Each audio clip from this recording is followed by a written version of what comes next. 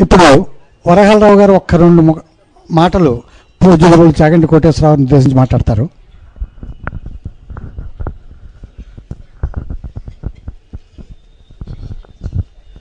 శ్రీ గురుభ్యో నమః. గురుర్బ్రహ్మ గురుర్విష్ణు గురుర్దేవో మహేశ్వర గురు సాక్షాత్ పరబ్రహ్మ తస్మై శ్రీ గురవే నమః. ముందుగా మేటి సౌభాగ్యరాశి గురువుగారి ధర్మపత్ని గారైన మా అమ్మ ఈశ్వరి మాతకు, పూజ్య గురుదేవులు బ్రహ్మజ్ఞాని స్వరూపులైన శ్రీ చాగంటి కోటేశ్వరరావుకి నా హృదయపూర్వక వందనములు. తర్వాత ఆత్మస్వరూపులు ఈశ్వర స్వరూపులైన సభ అందరికీ నా హృదయపూర్వక వందనములు. మనకి గురువుగారు చాలా అన్ని పురాణాలు ఎక్కడ ఏది వదలకుండా అన్ని వరుసగా చెప్పుకుంటూ వస్తున్నారు. మనందరికీ బ్రహ్మజ్ఞానం అంచెలంచెలుగా నేర్పుకుంటూ వస్తున్నారు. మనం అందరినీ కూడా తరించుతూ ముందుకు వెళ్తున్నాం. అయితే ఇటువంటి గురువుగారు మనకి కన్న తండ్రి కూడా చేయి పట్టుకొని వెళుతూ వెళుతూ బజార్లు ఎక్కడైనా విడిచిపెడతారేమో కుర్రాను, కానీ గురువుగారు మనల్ని అందరినీ పట్టుకొని తీసుకుని వెళ్ళి కాశీ ఎక్కడ, రామేశ్వరం ఎక్కడ, అరుణాచలం ఎక్కడ, తిరుమల ఎక్కడ, ఏదైనా సరే పట్టుకొని తీసుకుని వెళ్ళి గ్రూపులుగా తీసుకుని వెళ్ళి అందరికీ చెప్పడం, ఇది ఎక్కడ మనం వినలేనిది. ఈ గురువుగారి గురించి మనం ఇంకేమీ చెప్పుకోలేము కూడా ఎక్కువ. అటువంటి గురువుగారి గురించి రుణం ఎలా తీసుకుంటాం కొంతమంది అనుకుంటూ ఉంటారు భక్తులు. నేను అనుకున్నాను, గురువుగారికి కన్నతల్లికి రుణాన్ని తీసుకోవడానికి సమస్య ఎప్పుడు ఉండదు, అసలు అలా ఎవరు తీర్చుకోలేరు. కాకపోతే గురువుగారి యందు భక్తి శ్రద్ధలతో ఉండి ఎప్పుడూ గురువుగారు చెప్పింది బాగా విని మనం అనుష్ఠించి మన వృద్ధిలోకి వస్తే అదే మహదానందం గురువుగారికి, అదే గొప్ప కానుక గురువుగారికి. ఆ తర్వాత భక్తులెల్లరూ గురువుగారి శిష్యులందరూ ఏమైనా చేయగలిగితే గురువుగారికి మనం ఎప్పుడూ ఆ పరమేశ్వరుణ్ణి గురువుగారికి ఆయురారోగ్యాలు సంపూర్ణ ఆయుష్ కరుణించాలని చెప్పి మనం ఎప్పుడూ వేడుకోవాలని, అదొక్కటే మనం చేయగలిగింది గురువుగారికి సేవ. మన గురువుగారు యాక్చువల్లీ ప్రత్యేకమైన గురువుగారు. ఎందుకంటే ఎప్పుడు వయోపరిమితి లేదు, చిన్నపిల్లవాడి నుంచి పెద్దవాడి వరకు అందరూ శిష్యులే. ఆ రకంగా గురువుగారు బోధ చేస్తుంటారు. ఇటువంటి గురువుగారు నిన్నంతా ఏ విషయం చెప్పినా సరే మనల్ని అందరినీ ఆ ప్రదేశానికి తీసుకెళ్ళిపోతారు. ఆ 2 గంటలు మనం అంతా ఇక్కడ ఉండం, అందరం అక్కడే విహరిస్తూ ఉంటాం. మొన్నంతా అరుణాచలం చుట్టూ తిరుగుతూనే ఉన్నాం, నిన్నంతా రమణ మహర్షి సన్నిధిలోనే ఉన్నాం. అలా చెప్పుకుంటూ మనం అంతా ఆనందంలో ఉన్నాం. గురువుగారు చెప్తున్నంతసేపు మనం ఎంతో ఆనందంగా వింటున్నాం, మనం ఎన్నో నేర్చుకుంటున్నాం. అంతకంటే ఆనందమైంది యాక్చువల్గా అటువంటి గురువుగారి గురించి మనం 2 ముక్కలు చెప్పుకుంటే ఇంకా దాని బ్రహ్మానందం అని అనుకుంటున్నాను ఎప్పుడు కూడా.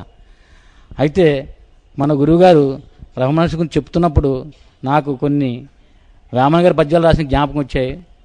ఆయన మనన వృత్తిలోని మహిమ నెరుంగుచు మనసునందె పూజ మహిమ గనుచు మానకుండు వాడి మర్మజ్ఞుడగు యోగి విశ్వదాభిరామిను.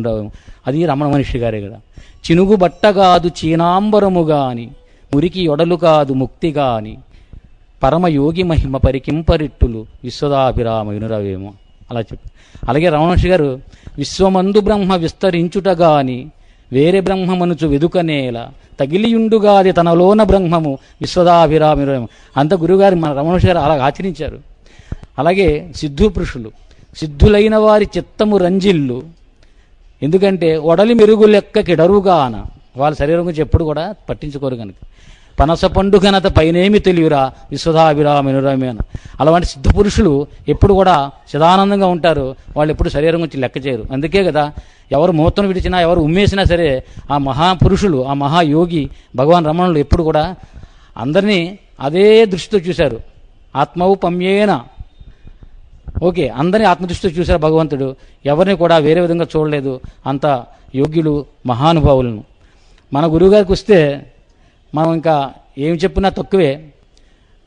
గురువుగారు ఎప్పుడు ఒక పద్యం ఉంది, గురువు చిల్లగింజ కుంభమీ దేహంబు ఆత్మకలుష పంకం అడుగుబట్టు తేరి నిలిచనేని దివ్యామృతమ్మురా విశ్వదాభిరామినురవేం. అంటే మనం అందరం ఉన్నాం, మన ఆత్మలో తల రకంగా ఉంటాయి. మనలో ఉన్న కలుషము ఎంతమంది ఎక్కువ కొంత తక్కువ ఉండొచ్చు, అది బురద లాంటిది. ఈ చిల్లగింజ గురువుగారు చిల్లగింజలంటి వారు అరగదీసి దాన్ని కలిపినప్పుడు అందులో వేస్తే బురదంతా అడుక్కుపోయి మన మలినం అంతా పోయి మనం స్వేచ్ఛగా ఆ తర్వాత మంచి జ్ఞానంతో పైకొచ్చి శుద్ధాత్మలుగా తయారవుతున్నాం కదా. అది ఒక్కటే చాలా పవిత్రమైన విధంగా ఇక్కడ జరుగుతుంది మనకి. గురువుగారి గురించి మనం నేర్చుకున్నప్పుడు నాకు ఇది బాగా ఈ పద్యం ఎప్పుడు నాకు మనసులో ఉంటుంది. తర్వాత మన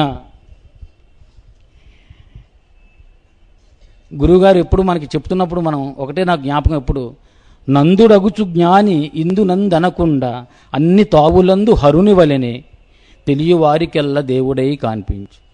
ఇటువంటి జ్ఞానాన్ని ప్రసాదించి మన అందరినీ ముందుకు నడిపించి బాగు చేస్తున్నందుకు గురువుగారికి మనం ఎప్పుడు ఇలా స్మరించడం తప్పించి ఇంకేమీ చేయలేము. ఆ గురువుగారికి తప్పకుండా దేవుడు ఎప్పుడు కూడా ఇలాగా జరుగుతూనే ఉండాలి, 100 ఏళ్ళకి శతాధికంగా జరుగుతూ ఉండాలి, ఎప్పుడు భక్తులందరూ బాగుపడుతూనే ఉండాలని మనం ఎప్పుడు ఆశిస్తూ ఉందామని. తర్వాత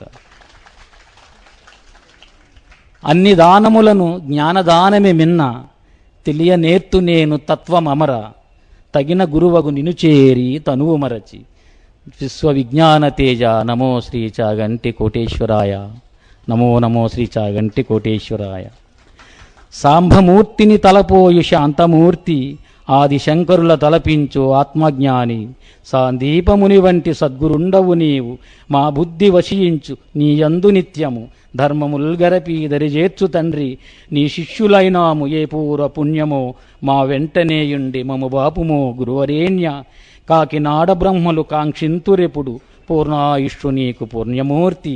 నమో నమో శ్రీ చాగంటి కోటేశ్వరాయ.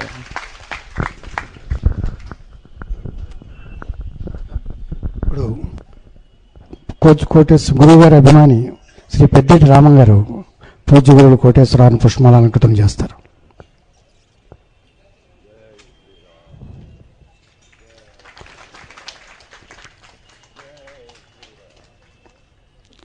మన గురువుగారు చెప్పినట్టు పొద్దున్నే లేవగానే కొన్ని శ్లోకాలు మనం చదవాలని చెప్పారు. దాంతోపాటు మనం అందరూ యాడ్ చేయవలసింది ఇంకోటి ఏమిటంటే, వారు ఎప్పుడూ ఇలాగే నవయవనంతో ఇంకొక 100 ఏళ్ళు 2 ఏళ్ళు 200 ఏళ్ళు కూడా ఇలా మన పిల్లలకి మనవలకి ఇలాంటి ప్రవచనాలు చెబుతూ వారినందరినీ బుద్ధిలోకి తీసుకురావాలని చెప్పి మనం ప్రాతస్మరామిలాగా అది కూడా మన ప్రార్థనా గీతంలో పొద్దున్న లేవగానే మనం అందరూ కలుపుకుని ఖచ్చితంగా ప్రతిరోజు కూడా భగవంతుని అలా ప్రార్థిస్తూ ఉంటారని, మీరందరూ కూడా అది చేస్తారని నేను నమ్ముతున్నాను. ఇప్పుడు పూజ్య గురువులు చాగంటి కోటేశ్వరరావు గారిని వారు ప్రవచనం చేయవలసిందిగా మనసారా కోరి ప్రార్థిస్తున్నాం. శుక్లాంబరధరం విష్ణుం శశివర్ణం చతుర్భుజం ప్రసన్నవదనం ధ్యాయేత్ సర్వవిఘ్నోపశాంతయేత్. గురుర్బ్రహ్మ గురుర్విష్ణుః గురుర్దేవో మహేశ్వరః గురుః సాక్షాత్ పరబ్రహ్మ తస్మై శ్రీ గురవే నమః. వ్యాసాయ విష్ణురూపాయ వ్యాసరూపాయ విష్ణవే నమో వై బ్రహ్మనిధయే వాసిష్ఠాయ నమో నమః. కూజంతం రామ రామేతి మధురం మధురాక్షరం ఆరుహ్య కవితా శాఖాం వందే వాల్మీకికోకిలం. శృతిస్మృతిపురాణానాం ఆలయం కరుణాలయం నమామి భగవత్పాదశంకరం లోకశంకరం. వాగర్ధావివ సంపృక్తౌ వాగర్ధప్రతిపత్తయే జగతః పితరౌ వందే పార్వతీ పరమేశ్వరౌ. సూక్తిం సమగ్రయతున స్వయమేవ లక్ష్మీః శ్రీరంగరాజమహిషీ మధురైఃకటాక్షైః వైదగ్ధ్యవర్ణగుణగుంభనగౌరవైర్యాం కండూలకర్ణకుహరాः కవయోధయంతి. హైమోర్ధ్వపుండ్రమజహన్మకుటం సునాసం మందస్మితం మకరకుండలచారుగండం బింబాధరం బహుళదీర్ఘకృపాకటాక్షం శ్రీవేంకటేశముఖమాత్మని సన్నిధత్తాం. మనోజవం మరుతతుల్యవేగం జితేంద్రియం బుద్ధిమతాం వరిష్టం వాతాత్మజం వనరయూధముఖ్యం శ్రీరామదూతం శిరసా నమామి. ఆపదామపహర్తారం దాతారం సర్వసంపదాం లోకాభిరామం శ్రీరామం భూయో భూయో నమామ్యహం. సింధూరారుణ విగ్రహాం త్రినయనాం మాణిక్యమౌళిస్ఫురత్తారానాయకశేఖరాం స్మితముఖీం ఆపీనవక్షౌరుహాం పాణిభ్యాం అళిపూర్ణరత్నచషకం రక్తోత్పలం బిభ్రతీం సౌమ్యాం రత్నఘటస్థరక్తచరణాం ధ్యాయేత్ పరేదంబికాం. హరి ఓం.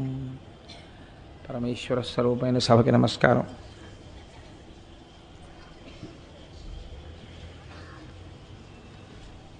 ప్రదోష వేళలో శివాష్టోత్తరంతో ప్రారంభం చేద్దాం.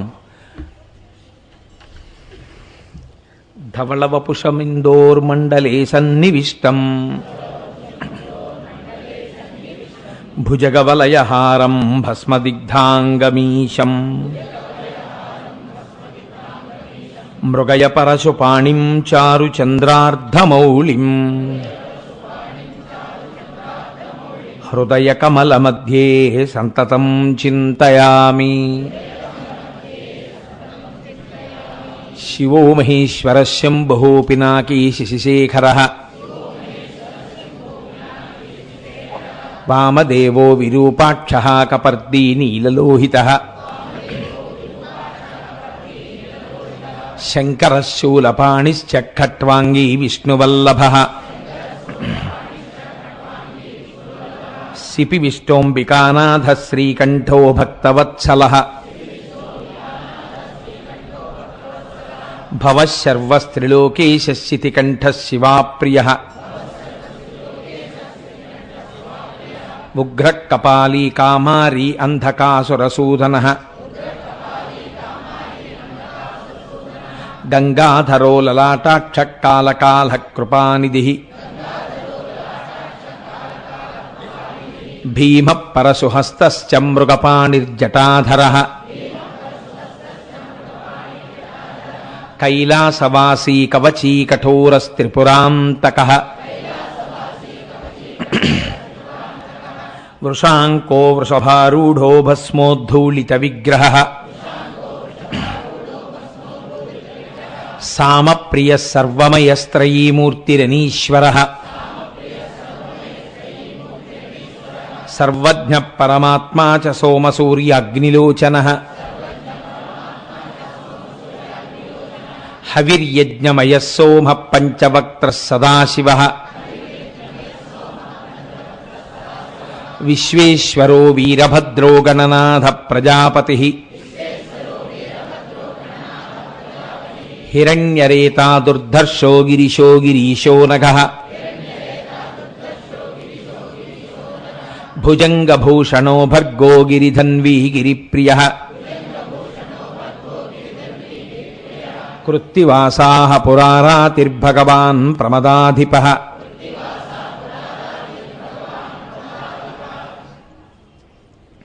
మృత్యుంజయः సూక్ష్మతనుర్జగద్వ్యాపీ జగద్గురుః వ్యోమకేశో మహాసేనజనకశ్చారువిక్రమः రుద్రో భూతపతిస్థాణుః అహిర్భూద్న్యో దిగంబరः అష్టమూర్తిరనేకాత్మా సాత్వికः శుద్ధవిగ్రహः శాశ్వతః ఖండపరశుః అజపాశవిమోచకः మృఢః పశుపతిర్దేవో మహాదేవో వ్యయో హరిః పూషదంతభిదవ్యగ్రో దక్షాధ్వరహరోహరः భగనేత్రభిదవ్యక్తः సహస్రాక్షः సహస్రపాత్ అపవర్గప్రదోనంతః పరమేశ్వరः ఏవం శ్రీశంభుదేవస్య నామ్నామష్టోత్తరం శతం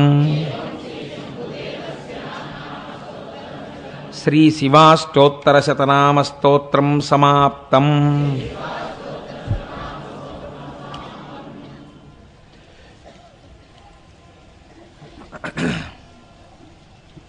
ఈనాడు విభూతి ధారణకి సంబంధించినటువంటి కొన్ని విషయాలు మీతో ప్రస్తావన చేస్తాను అని చెప్పాను. ఇది శివమహాపురాణాంతర్గతమైనటువంటి విషయం. మీరు చూడండి, విభూతి ధారణము అన్నది దీని కొరకు చేయవలెను. అంటే పూజ చేసేటప్పుడే మనం ఒక రకమైనటువంటి విధానమునందు సిద్ధమై పూజాగృహమునందు ప్రవేశించవలే. నేను ఆఫీస్కి బయలుదేరుతున్నాను అనుకోండి, నేను ఆఫీస్కి బయలుదేరేటప్పుడు నా పక్కన కూర్చున్న వాళ్ళకి ఇదేమిటండి ఈయన బొత్తిగా ఇలా వారం రోజులు ఒకే ప్యాంటు చొక్కా వేసుకుంటారు అని అనిపించకూడదు కదా. కాబట్టి ఏదో ఉతికి ఇస్త్రీ చేసినటువంటి ఒక ప్యాంటు షర్టు వేసుకుని ఆఫీస్లో నాకు ఇచ్చిన ఉద్యోగం చేయడానికి ఒక పెన్ను జేబులో పెట్టుకుని, మార్గమధ్యంలో ఏదైనా అవసరం పడుతుందేమో అని ఒక 25-50 ఉన్న పర్సు ఒకటి జేబులో పెట్టుకుని, ఓ జేబు రుమాలు పెట్టుకుని నేను ఆఫీస్కి వెడతాను కదా. ఇవి లేకుండా నేను ఆఫీస్కి వెళ్ళాను అనుకోండి, ఒకవేళ జేబు రుమాలు మర్చిపోయాను, పెన్ను మర్చిపోయాను, పర్సు మర్చిపోయాను, లేకపోతే ఒకనాడు బీరువా తాళాలు కనపడక గుమ్మిలో మాసిబట్టలు వేసినటువంటి గుమ్మిలోంచే నలిగిపోయిన ప్యాంటు చొక్కా వేసుకుని వెళ్ళవలసి వచ్చింది. ఒక ఉదాహరణకి.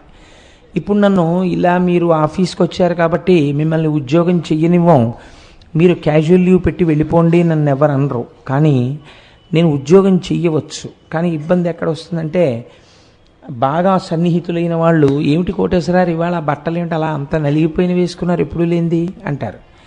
లేకపోతే వెళ్ళగానే అయ్యా ఇవాళ పెన్ను మర్చిపోయండి, ఒక్కసారి మీ పెన్ను ఇవ్వండి అటెండెన్స్లో సంతకం పెట్టడానికి అనాలి. ఆ తర్వాత మళ్ళీ ఏదైనా పని చేయాలంటే మీ దగ్గర 2 పెన్నులు ఉన్నాయండి, ఓ పెన్ను ఇస్తారా అని అడగాలి. అంటే మీరు ఏ ప్రధానమైన కార్యక్రమం కోసమని వెళ్ళారో ఆ కార్యక్రమాన్ని భంగం చేస్తాయి ఈ ఉపకరణములు లేకపోవడం. మీరు ఒక పూజా మందిరంలో ప్రవేశించినప్పుడు మీరు లోపలికి ప్రవేశించేటప్పుడు కూడా మీరు అలా తయారై వెళ్ళండి అని శాస్త్రం చెప్పింది. అందుకని ఒక వైదికమైనటువంటి దుస్తులు వేసుకుని వెళతాం. నేను ఇప్పుడు ప్రవచనానికి ఒక ప్యాంటు షర్టు వేసుకుని వచ్చి చెప్తాను అని అన్నాను అనుకోండి, అది నీ కర్మ, మేమేం చేస్తూ ఉంటారు మీరు. అంతేగాని మీరు ప్యాంటు చొక్కా వేసుకుంటే మేము వినాం అని మీరేమన్నారు కదా. కానీ నేను ఆఫీస్ నుంచి రాగానే ఆ ప్యాంటు చొక్కా విప్పేసి స్నానం చేసి సంధ్యావందనం చేసుకుని నేను ఒక పంచె కట్టుకుని ఉపన్యాసానికి ఎందుకు వస్తాను అంటే ఇక్కడ నేను నిర్వహించేటటువంటిది ఒక వైదికమైన ధర్మం. దీనికి తగిన దుస్తులతో నేను రావాలి. అంతేకాని నేను ఒక టీషర్ట్ ఇన్షర్ట్ చేసుకుని వచ్చినా అభ్యంతరం ఏమి ఉండదు, ఎందుకంటే నేను చెప్పేదేదో నేను చెప్తాను. కానీ కొంచెం చూసినప్పుడు ఈయనకి ఆచరణ యోగ్యత లేనట్లుంది, పాపం చెప్తున్నాడు కానీ ఆ చెప్పేదానికి ఈయన వేషానికి అంత సరిపోవట్లేదు అంటారు మీరు.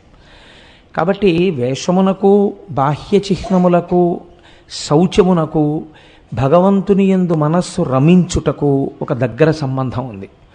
మీరు పూజామందిరంలో ప్రవేశం చేసినప్పుడు శాస్త్రం అంది ఒక విషయాన్ని తలంపునందు పెట్టుకుని కూర్చో.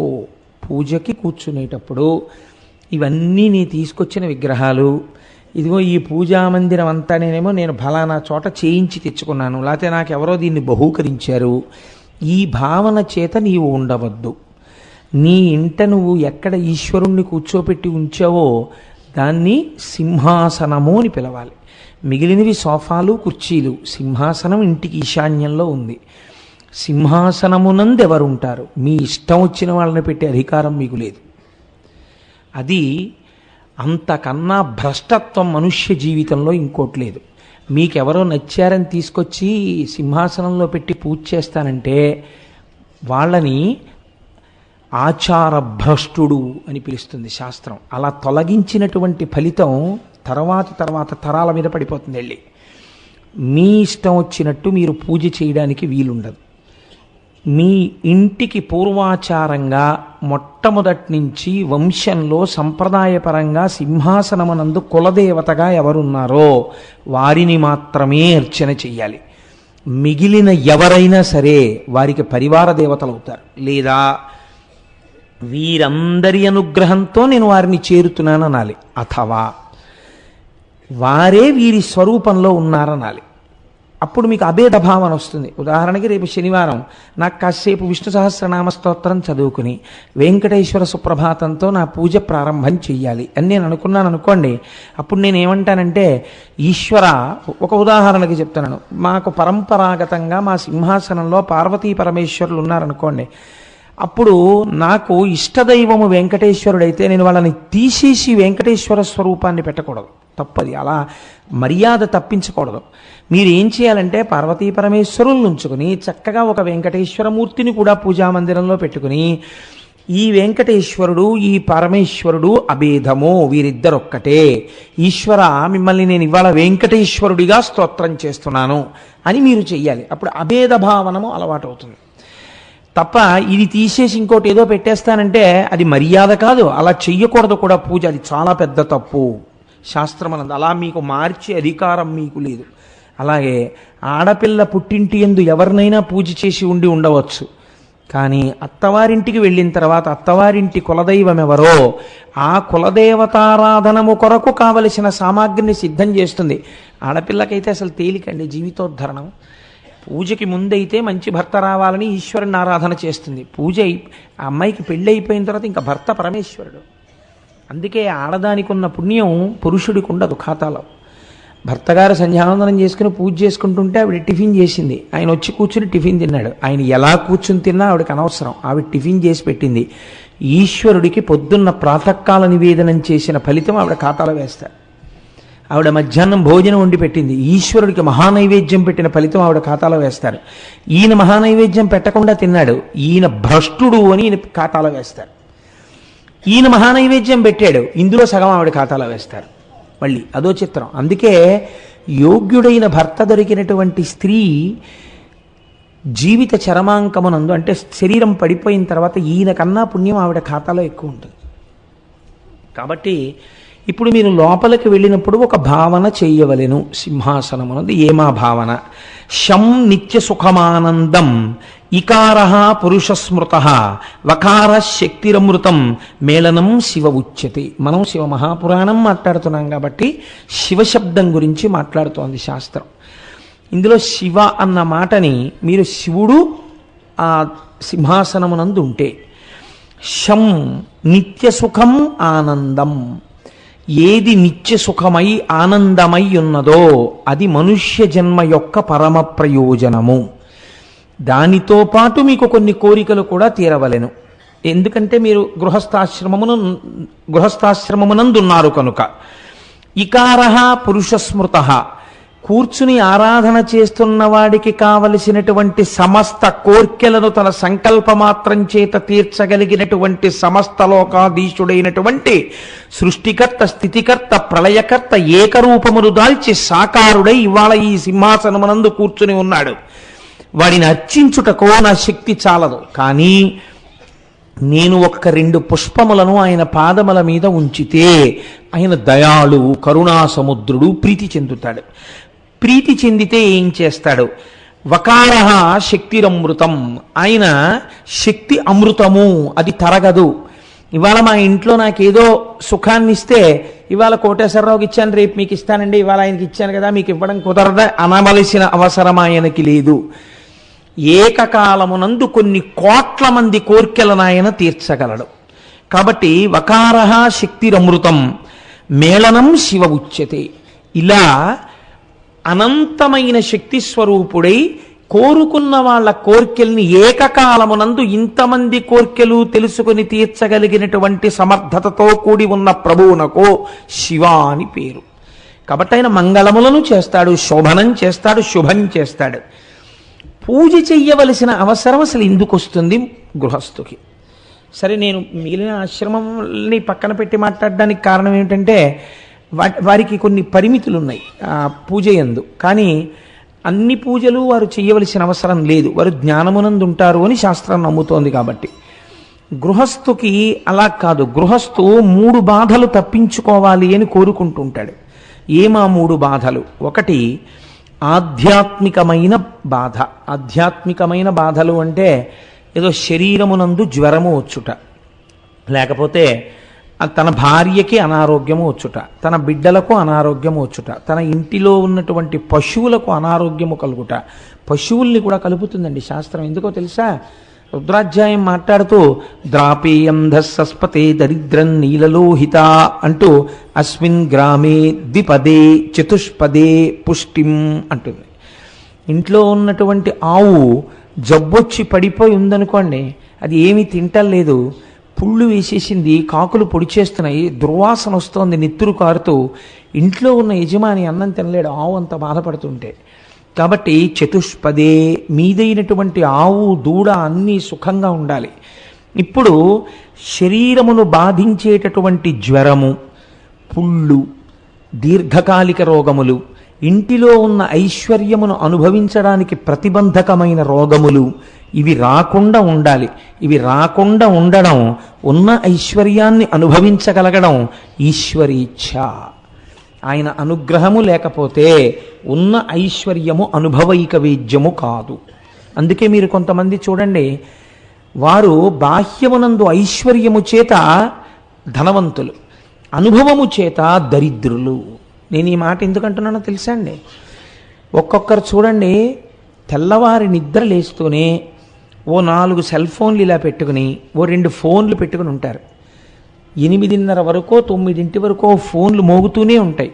ఇదెత్తి మాట్లాడతాడు, ఇదెత్తి మాట్లాడతాడు, ఇదెత్తి మాట్లాడతాడు, కాసేపు పేపర్ చదువుతాడు, 9:30కో ఎప్పుడో వెళ్తాడు, స్నానం చేస్తాడు. ఈలోగా అర్జెంటుగా వెళ్ళిపోవాలని గబగబా ప్యాంటు షర్టు వేసేసుకుంటుంటే ఓ 2 ఇడ్లీ తినండి అని ఆవిడ అక్కడ పెడుతుంది. పెడితే ఆయన నిలబడే ప్యాంట్ వేసుకుంటూ ఓ ముక్క, చొక్కా వేసుకుంటూ ఓ ముక్క, బెల్ట్ ఎట్టుకుంటూ ఓ ముక్క. ఆయనకి పాపం తిందామని ఉంది, భార్య చక్కగా ఉండగలదు, కానీ ఆయనకి తినడానికి టైం లేదు. కాబట్టి 2 ఇడ్లీ తినేసి ఓ గ్లాసుడు మంచినీళ్ళు తాగి వెళ్ళిపోతాడు. శాస్త్రం అంది వాడు దరిద్రుడే అంది. ఎందుకో తెలుసా? అనుభవమునకు రాదు ఐశ్వర్యము. అదే ఆ ఇంట్లోనే ఒక అతిథి ఉన్నాడు, దరిద్రుడు. ఆయన ఏదో పని మీద వచ్చాడు, ఏదో బంధువు కదా అని చెప్పి ఎల్లాళ్ళు ఉండమన్నారు. ఆయన చక్కగా 6 ఇడ్లీలు నెయ్యి వేసుకుని 2 పచ్చళ్ళు, కారప్పొడి, సాంబారు వేసుకుని ఆవిడ పెట్టినవి చక్కగా తింటూ వదినా వదినా వదినా నోరారా పిలుస్తున్నాడు. ఆవిడికి లక్ష్మణమూర్తి జ్ఞాపకం వస్తున్నాడు. ఆయన సీతమ్మని చూసినట్టు చూసి మాట్లాడుతున్నాడు. చక్కగా ఆవిడ 3 పూట్ల చక్కగా పెడుతున్నారు. ఆయన నాకు సీతమ్మ తల్లి చేతి ప్రసాదం దొరికినట్టు దొరికిందంటున్నాడు. ఆయన పని అయ్యే వరకు ఉన్నాడు, తిన్నాడు, వెళ్ళాడు.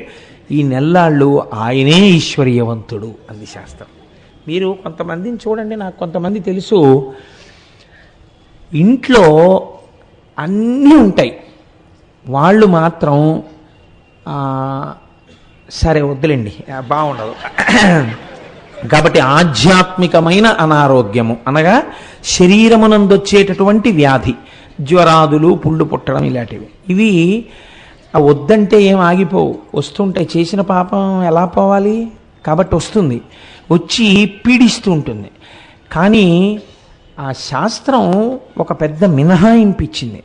ఏమా మినహాయింపు అంటే, మూలఘాతి కాని పాపం ఉంటుంది. అంటే అది పడగొట్టేది శరీరాన్ని. శరీరంలో అనారోగ్యం ఉంటుంది, కానీ ఆయన ఆ ఇంట్లో ఉండగలడు, చక్కగా తిరుగుతూ ఉండగలడు, చక్కగా పూజ చేసుకోగలడు, 10 మందితో మాట్లాడుతూ ఉండగలడు. కానీ కొన్ని ఆయన చేయడానికి భయపడుతూ ఉంటాడు.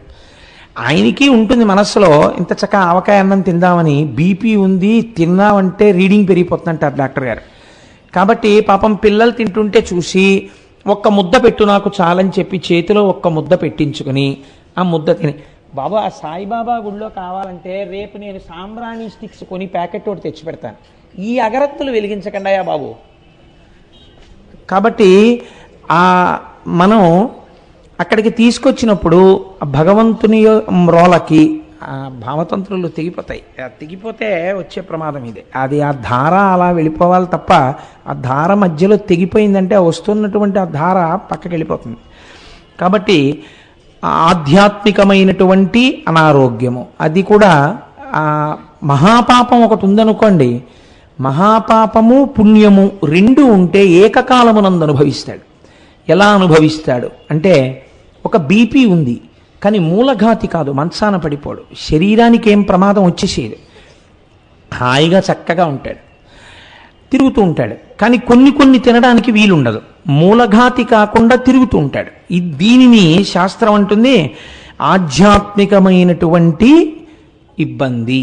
రెండవది ఆదిభౌతికమైన ఇబ్బంది. ఆదిభౌతికం అంటే ఇంట్లో ఏవో కొన్ని మంచి వస్తువులు ఉన్నాయి, దొంగ ఎత్తుకుపోయాడు. ఇప్పుడు దొంగ తనకి రోజు అవసరమైనటువంటి ఒక హీరో హోండా మోటార్ సైకిల్ని ఎత్తుకుపోయాడు. ఎత్తుకుపోతే ఆదిభౌతికమైన కష్టం వచ్చిందా లేదా? వచ్చింది. కానీ తీసుకోగలిగినటువంటి సంస్కార బలం ఎలా ఉంటుందంటే, వాహనమును తీయడమా వాహిని తీసేయడమా అన్న స్థితి వస్తే ఈశ్వరుడికి ఒక్కొక్కసారి ఏం చేస్తాడంటే, వాహిని బ్రతికించి, అంటే వాహనం మీద తిరిగేవాడిని బ్రతికించి వాహనాన్ని తీసేస్తాడు. అలా కూడా ఉంటుంది గమ్మత్తు. ఎందుకంటే వాహనము వాహిని నిరూపిస్తుంది. ఇప్పుడు అక్కడ 50 కారు కనపడింది అనుకోండి, కారు దొరగారిది, కానీ ఆ కారు అక్కడ కనపడితే కోటేశ్వరరావు వచ్చేసారంటారు కదండి. కాబట్టి ఆ కారుకి కోటేశ్వరరావు గారికి దొరగారికి ఒక అవినాభావ సంబంధం ఉంది. దొరగారు సభలో కనపడ్డారనుకోండి, కోటేశ్వరరావు కూడా వచ్చేసి ఉంటారు. ఎందుకంటే దొరగారు వచ్చారంటే కోటేశ్వరరావు వస్తారు, ఇద్దరు కలిసే వస్తారు. దొరగారు వెళ్ళిపోయారంటే కోటేశ్వరరావు వెళ్ళిపోయారు. సాధారణంగా అలా దొరగారు వెళ్ళిపోయి కోటేశ్వరరావు ఉండడం, దొరగారు వచ్చి కోటేశ్వరరావు రాకపోవడం ఉండవు కదా, ఎప్పుడో ఏదో అసాధారణ పరిస్థితులలో తప్ప. కాబట్టి వస్తువులు వెళ్ళిపోవుట అంటే దొంగతనము చేయబడుట, ఇది కూడా బాధే కదండి. మాకు జ్వరం రాకపోతే పోయింది కానండి, ఎత్తుకుపోయాడు పోన్లు ఇద్దరు అని చెప్పి ఊరుకుంటారేంటి? ఓ మోటార్ సైకిల్ పోతే ఎంత బాధగా ఉంటుంది. 50,000 రూపాయల మోటార్ సైకిల్ దిక్కుమాలండి, నాది ఎత్తుకుపోవాలా అని చాలా బాధపడతాం. అంటే వస్తువులు పోవుట, దీనివలన ఆది భౌతిక దుఃఖము అని పిలుస్తారు. మూడవది ఆది దైవిక దుఃఖములు. ఇవి మీరు మీ సమస్త శక్తులను ఒడ్డి ఆపలేనివి. ఇవి వస్తే ఒకరిని ఇద్దరిని బాధించవు. ఒక సునామీ, ఒక అంటువ్యాధి ప్రబలుట, ఒక పెద్ద అగ్నిహోత్రం అంటుకొనుట, లేకపోతే వరదలు వచ్చుట, అతివృష్టి, అనావృష్టి, వీటిని ఆది దైవికములు అని పిలుస్తారు.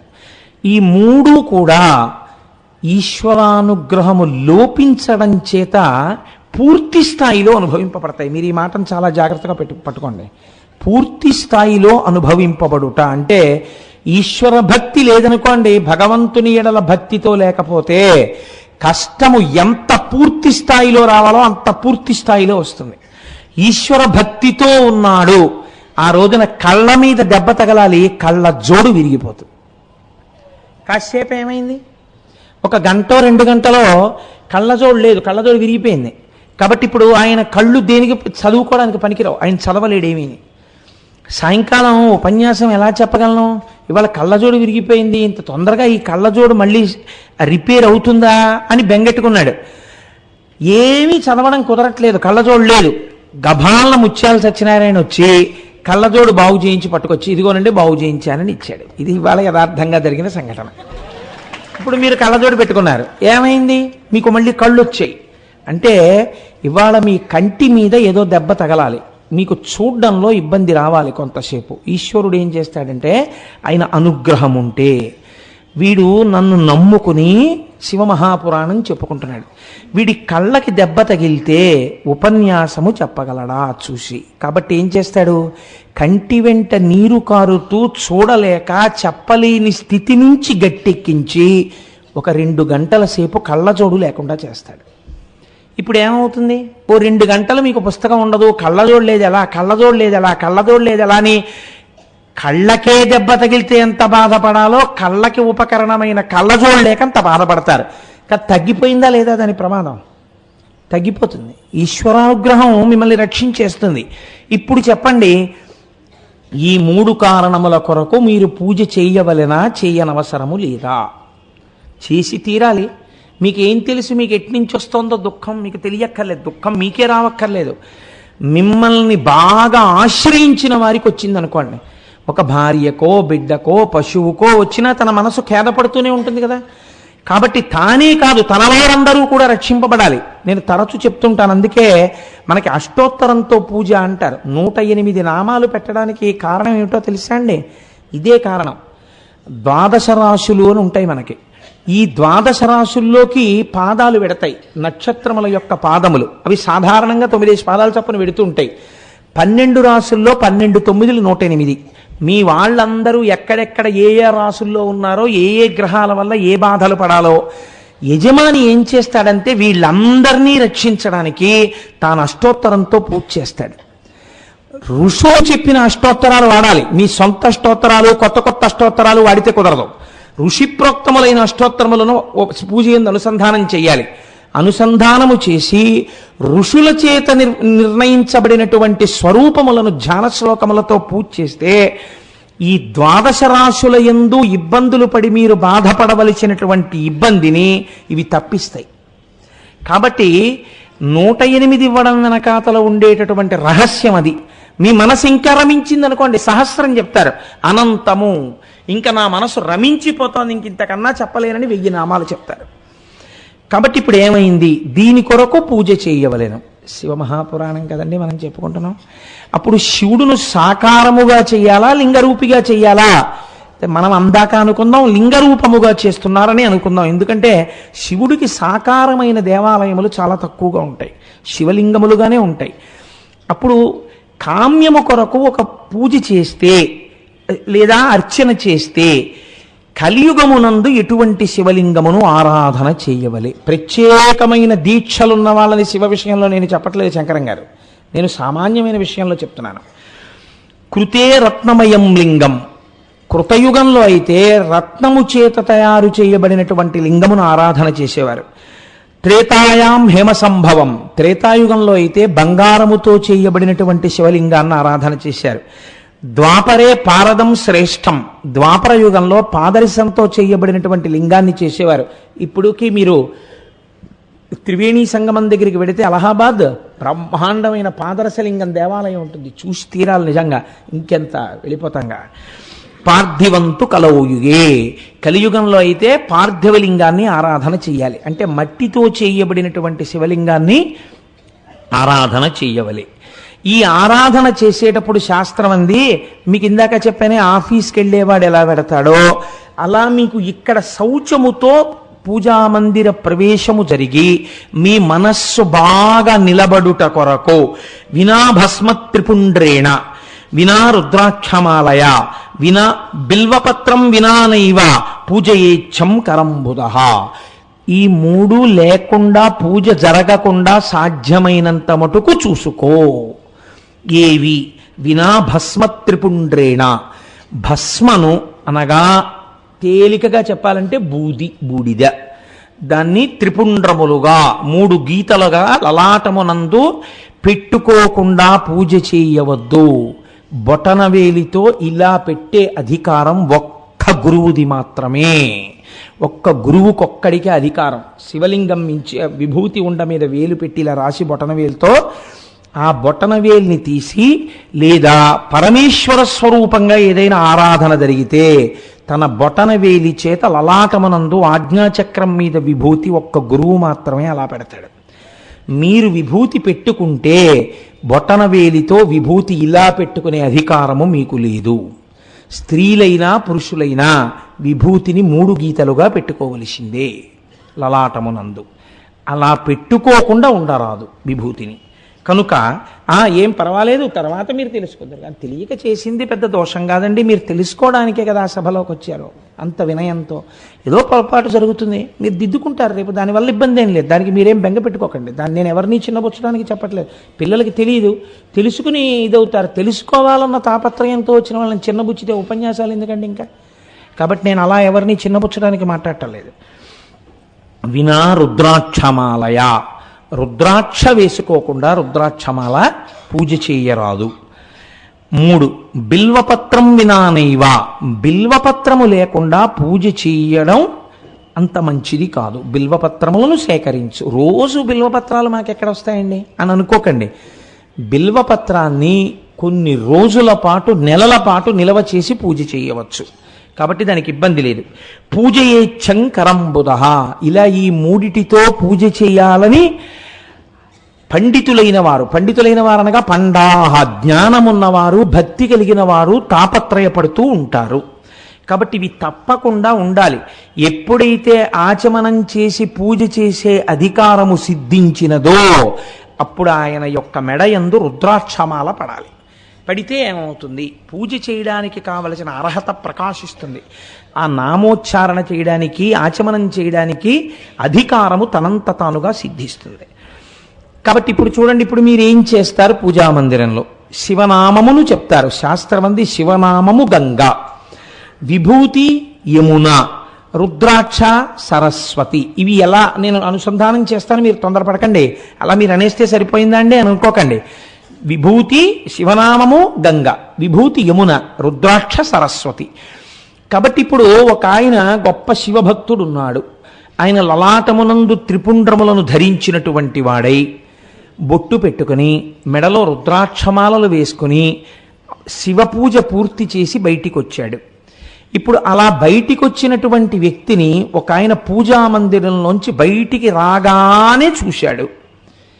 ఆయన పూజ ఎంత బాగా చేశాడన్నది పక్కన పెట్టండి, కానీ శాస్త్రం అంది అలా శివపూజ చేసి బయటికి రాగానే ఆ వ్యక్తిని ఎవరైనా చూస్తే ఆయన త్రివేణీ సంగమ స్నానం చేసిన ఫలితాన్ని ఆయన ఖాతాలో వేస్తారు.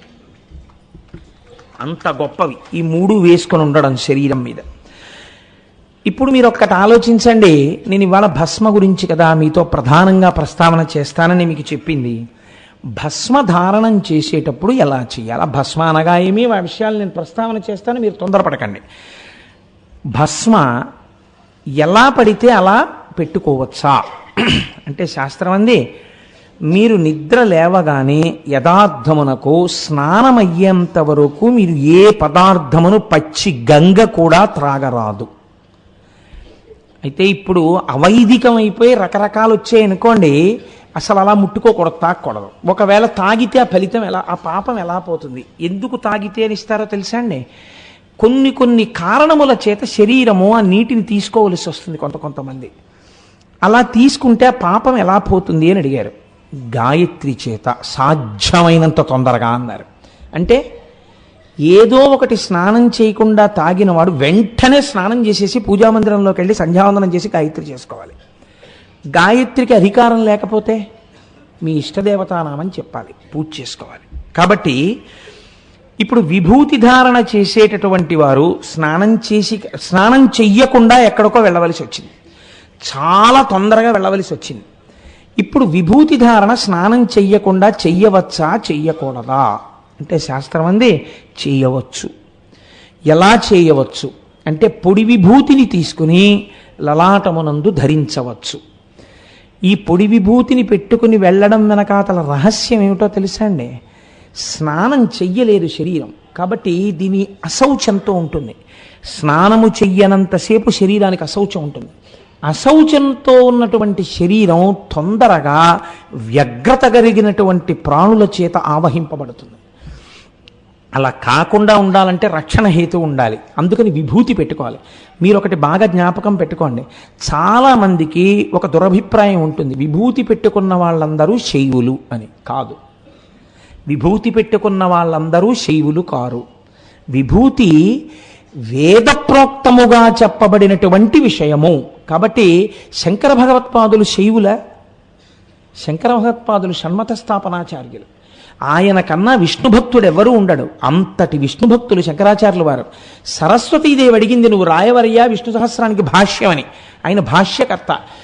ఆయన జీవిత ప్రారంభమే లక్ష్మీదేవి మీద కనకధారా స్తోత్రంతో ప్రారంభం. లక్ష్మీదేవి ప్రత్యక్షమై మాట్లాడింది ఆయనతో.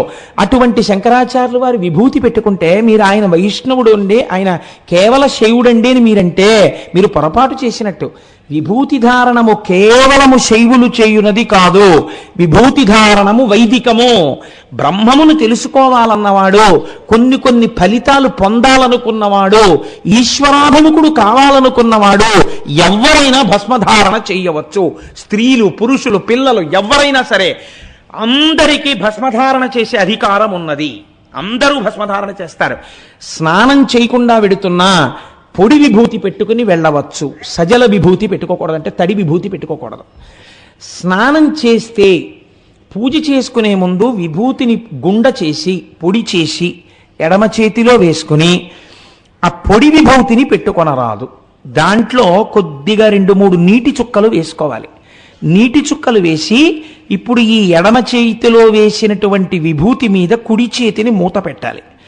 మూత పెట్టి ఆ విభూతి చేత మీకు కలిగేటటువంటి గొప్ప మాహాత్మ్యమును గురించి శబ్దశక్తి చేత మీరు దాన్ని అనుసంధానం చెయ్యాలి. ఎలా అనుసంధానం చెయ్యాలి అంటే, భూతిం భూతకరీ పవిత్రజననీ పాపౌఘ విధ్వంసని సర్వోపద్రవనాశిని శుభకరీ సర్వార్థ సంపత్కరీ భూత ప్రేత పిశాచ రాక్షస గణారిష్టాది సంహారిణి తేజోరాజ్య విశేషమోక్షణకరి విభూతి సదాధార్యతాం అని చెప్పాలి. ఇది సమస్త పాపములను పోగొడుతోంది. ఇది నా శరీరమునందు అలది ఉండగా భూత ప్రేత పిశాచ రాక్షస గణములు నా ఇంట ప్రవేశించలేవు. అందుకే ఒక్కొక్క మహాత్ముడు ఇంట్లో తిరుగుతూ ఉంటే ఆయన యొక్క ఆరా, ఆయన యొక్క విభూతి ప్రకాశించినంత మేర ఉగ్రగణాలు ప్రవేశించవు. భూత ప్రేత పిశాచ రాక్షస గణారిష్టాది సంహారిణి తేజోరాజ్య విశేషమోక్షణకరి. తేజస్సును నాకు ప్రసాదించగలిగినది, నాకు విశేషమైన ఐశ్వర్యమియ్యగలిగినది, నాకు మోక్షమియ్యగలిగినది ఈ విభూతి.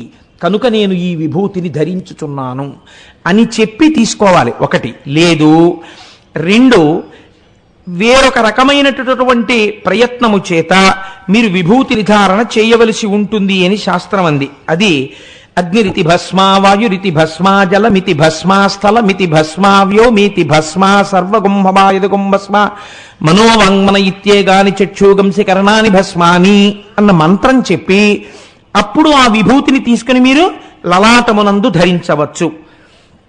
3, బ్రహ్మచారి అయితే సాధ్యమైనంత వరకు ఓం త్రయంబకం యజామహే సుగంధిం పుష్టివర్ధనం ఉర్వారుకమివ బంధనాన్ మృత్యోర్ముక్షీయమామృతాత్ అన్నటువంటి మంత్రం చెప్పి ఆ సజల విభూతిని ధరించవలే.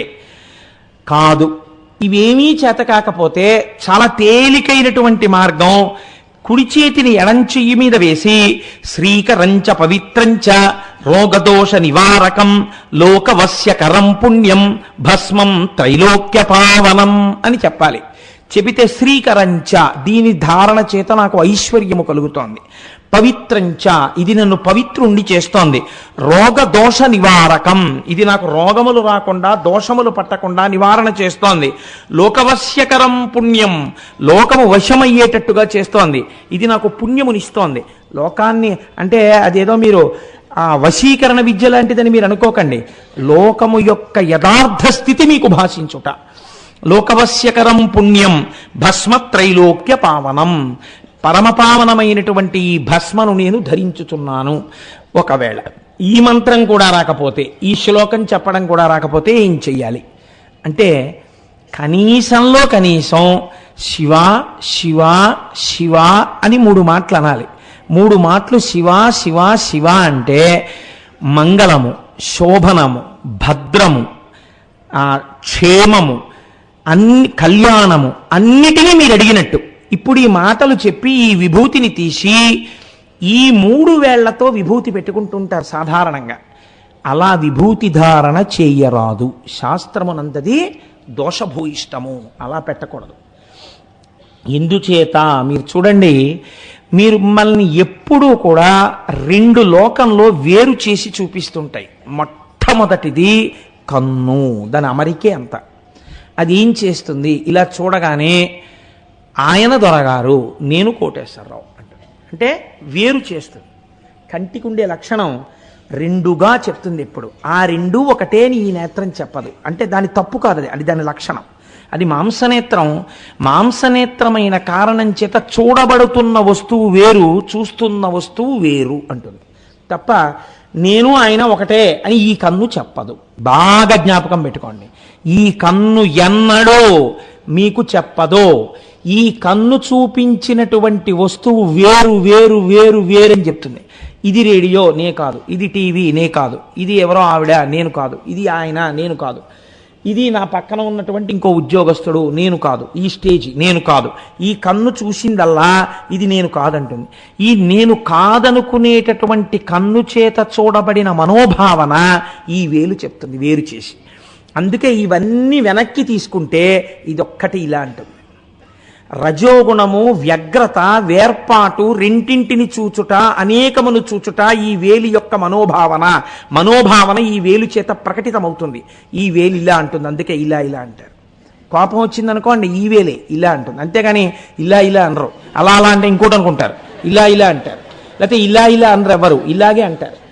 చూడండి, రజోగుణ తమోగుణ ద్వైత భావనలన్నీ ఈ వేలి చేతనే ప్రకటితమవుతాయి. అందుకే పూజ యందు ఈ వేలిని ఉపయోగించడం నిషిద్ధం. ఈ వేలిని పక్కన పెట్టి ఇలా తీస్తాం. ఏదైనా పూజ బాగా అలవాటు పడింది అని గుర్తేమిటో తెలుసా అండి, ప్రయత్నం లేకుండా ఈ వేలు పక్కకి వెళ్ళిపోతుంది. పూజ చేస్తున్నాడు అనగానే ఆఫీస్కి వెళితే ఉపయోగపడుతుంది. పూజలోకి వెళ్ళగానే ఆ వేలు పక్కన పెట్టేస్తుంది. పక్కన పెట్టేసి ఇలా తీసుకుని వేస్తుంటాడు. ఈ వేలు పక్కకి వెళ్ళిపోతుంది. అంటే నేను ఈ భావనలను విస్మరించినాను. ఇప్పుడు నేను అంతటా ఈశ్వరుణ్ణి చూస్తున్నాను.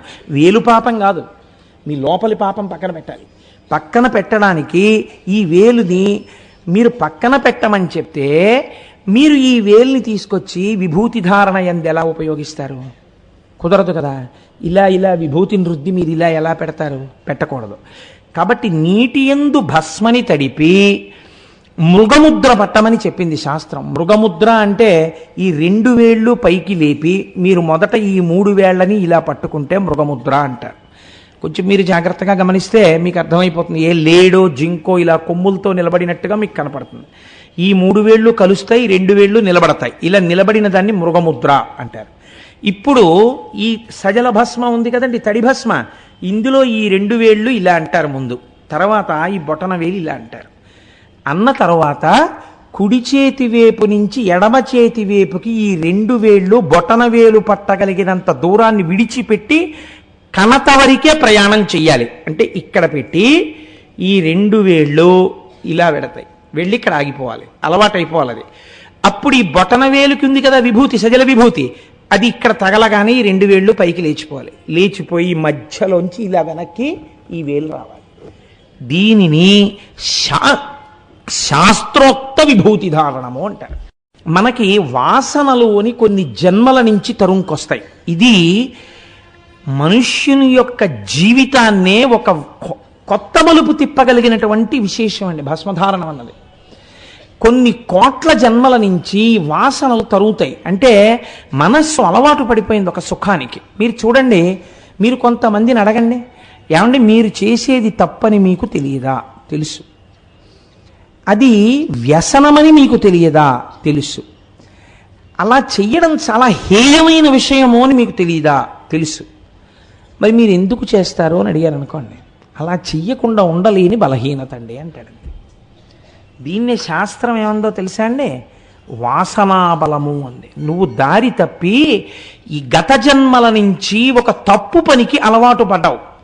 అది ఏం చేస్తోందంటే శరీరం వదిలిపెట్టేసిన మనస్సు అదే కాబట్టి జీవుణ్ణి పట్టుకుంది. ఈ వ్యసనం తరుగుతోంది నిన్ను. కాబట్టి అది ఏం చేస్తుందంటే ఎప్పుడూ నిన్ను పాడు చేసేద్దామనే చూస్తుంది. అందులో మనుష్య జన్మలో మరీ పాడు చేయాలని చూస్తుంది. ఈ పాడు చెయ్యాలి పాడు చెయ్యాలి పాడు చెయ్యాలని చూసేటటువంటి వ్యసనం ఏది ఉన్నదో, వాసన ఏదున్నదో, ఈ వాసనని అధిగమించాలి. అధిగమించడానికి మీకు ఈశ్వరుడు ఒక్క మనుష్య జన్మలో మాత్రమే బుద్ధి అన్నదాన్ని ఇచ్చాడు. ఇతర ప్రాణులకు ఆ బుద్ధి లేదు. బుద్ధి అనగా మీ వాసనా బలాన్ని గెలిచే ప్రయత్నం మీరు చేయుట, లేదా మీరు తెలిసో తెలియకో భస్మధారణ చేస్తున్నారు. చేస్తుంటే ఏమవుతుంది? అది శివచిహ్నము. శంకరుడు పెట్టుకున్నాడు కదండి భస్మ.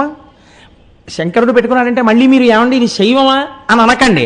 శివాని నేను అన్నప్పుడు అది పరబ్రహ్మము అని గుర్తుపెట్టుకోండి. ఎందుకని నేను అందుకే ముందు శ్లోకం చెప్పాను. ఏది శం అన్నప్పుడు నిత్య సుఖ ఆనంద సమస్త సుఖములనీయగలిగిన పరబ్రహ్మమో అది. ఇప్పుడు ఆ పరబ్రహ్మమునకు భేదము లేదు.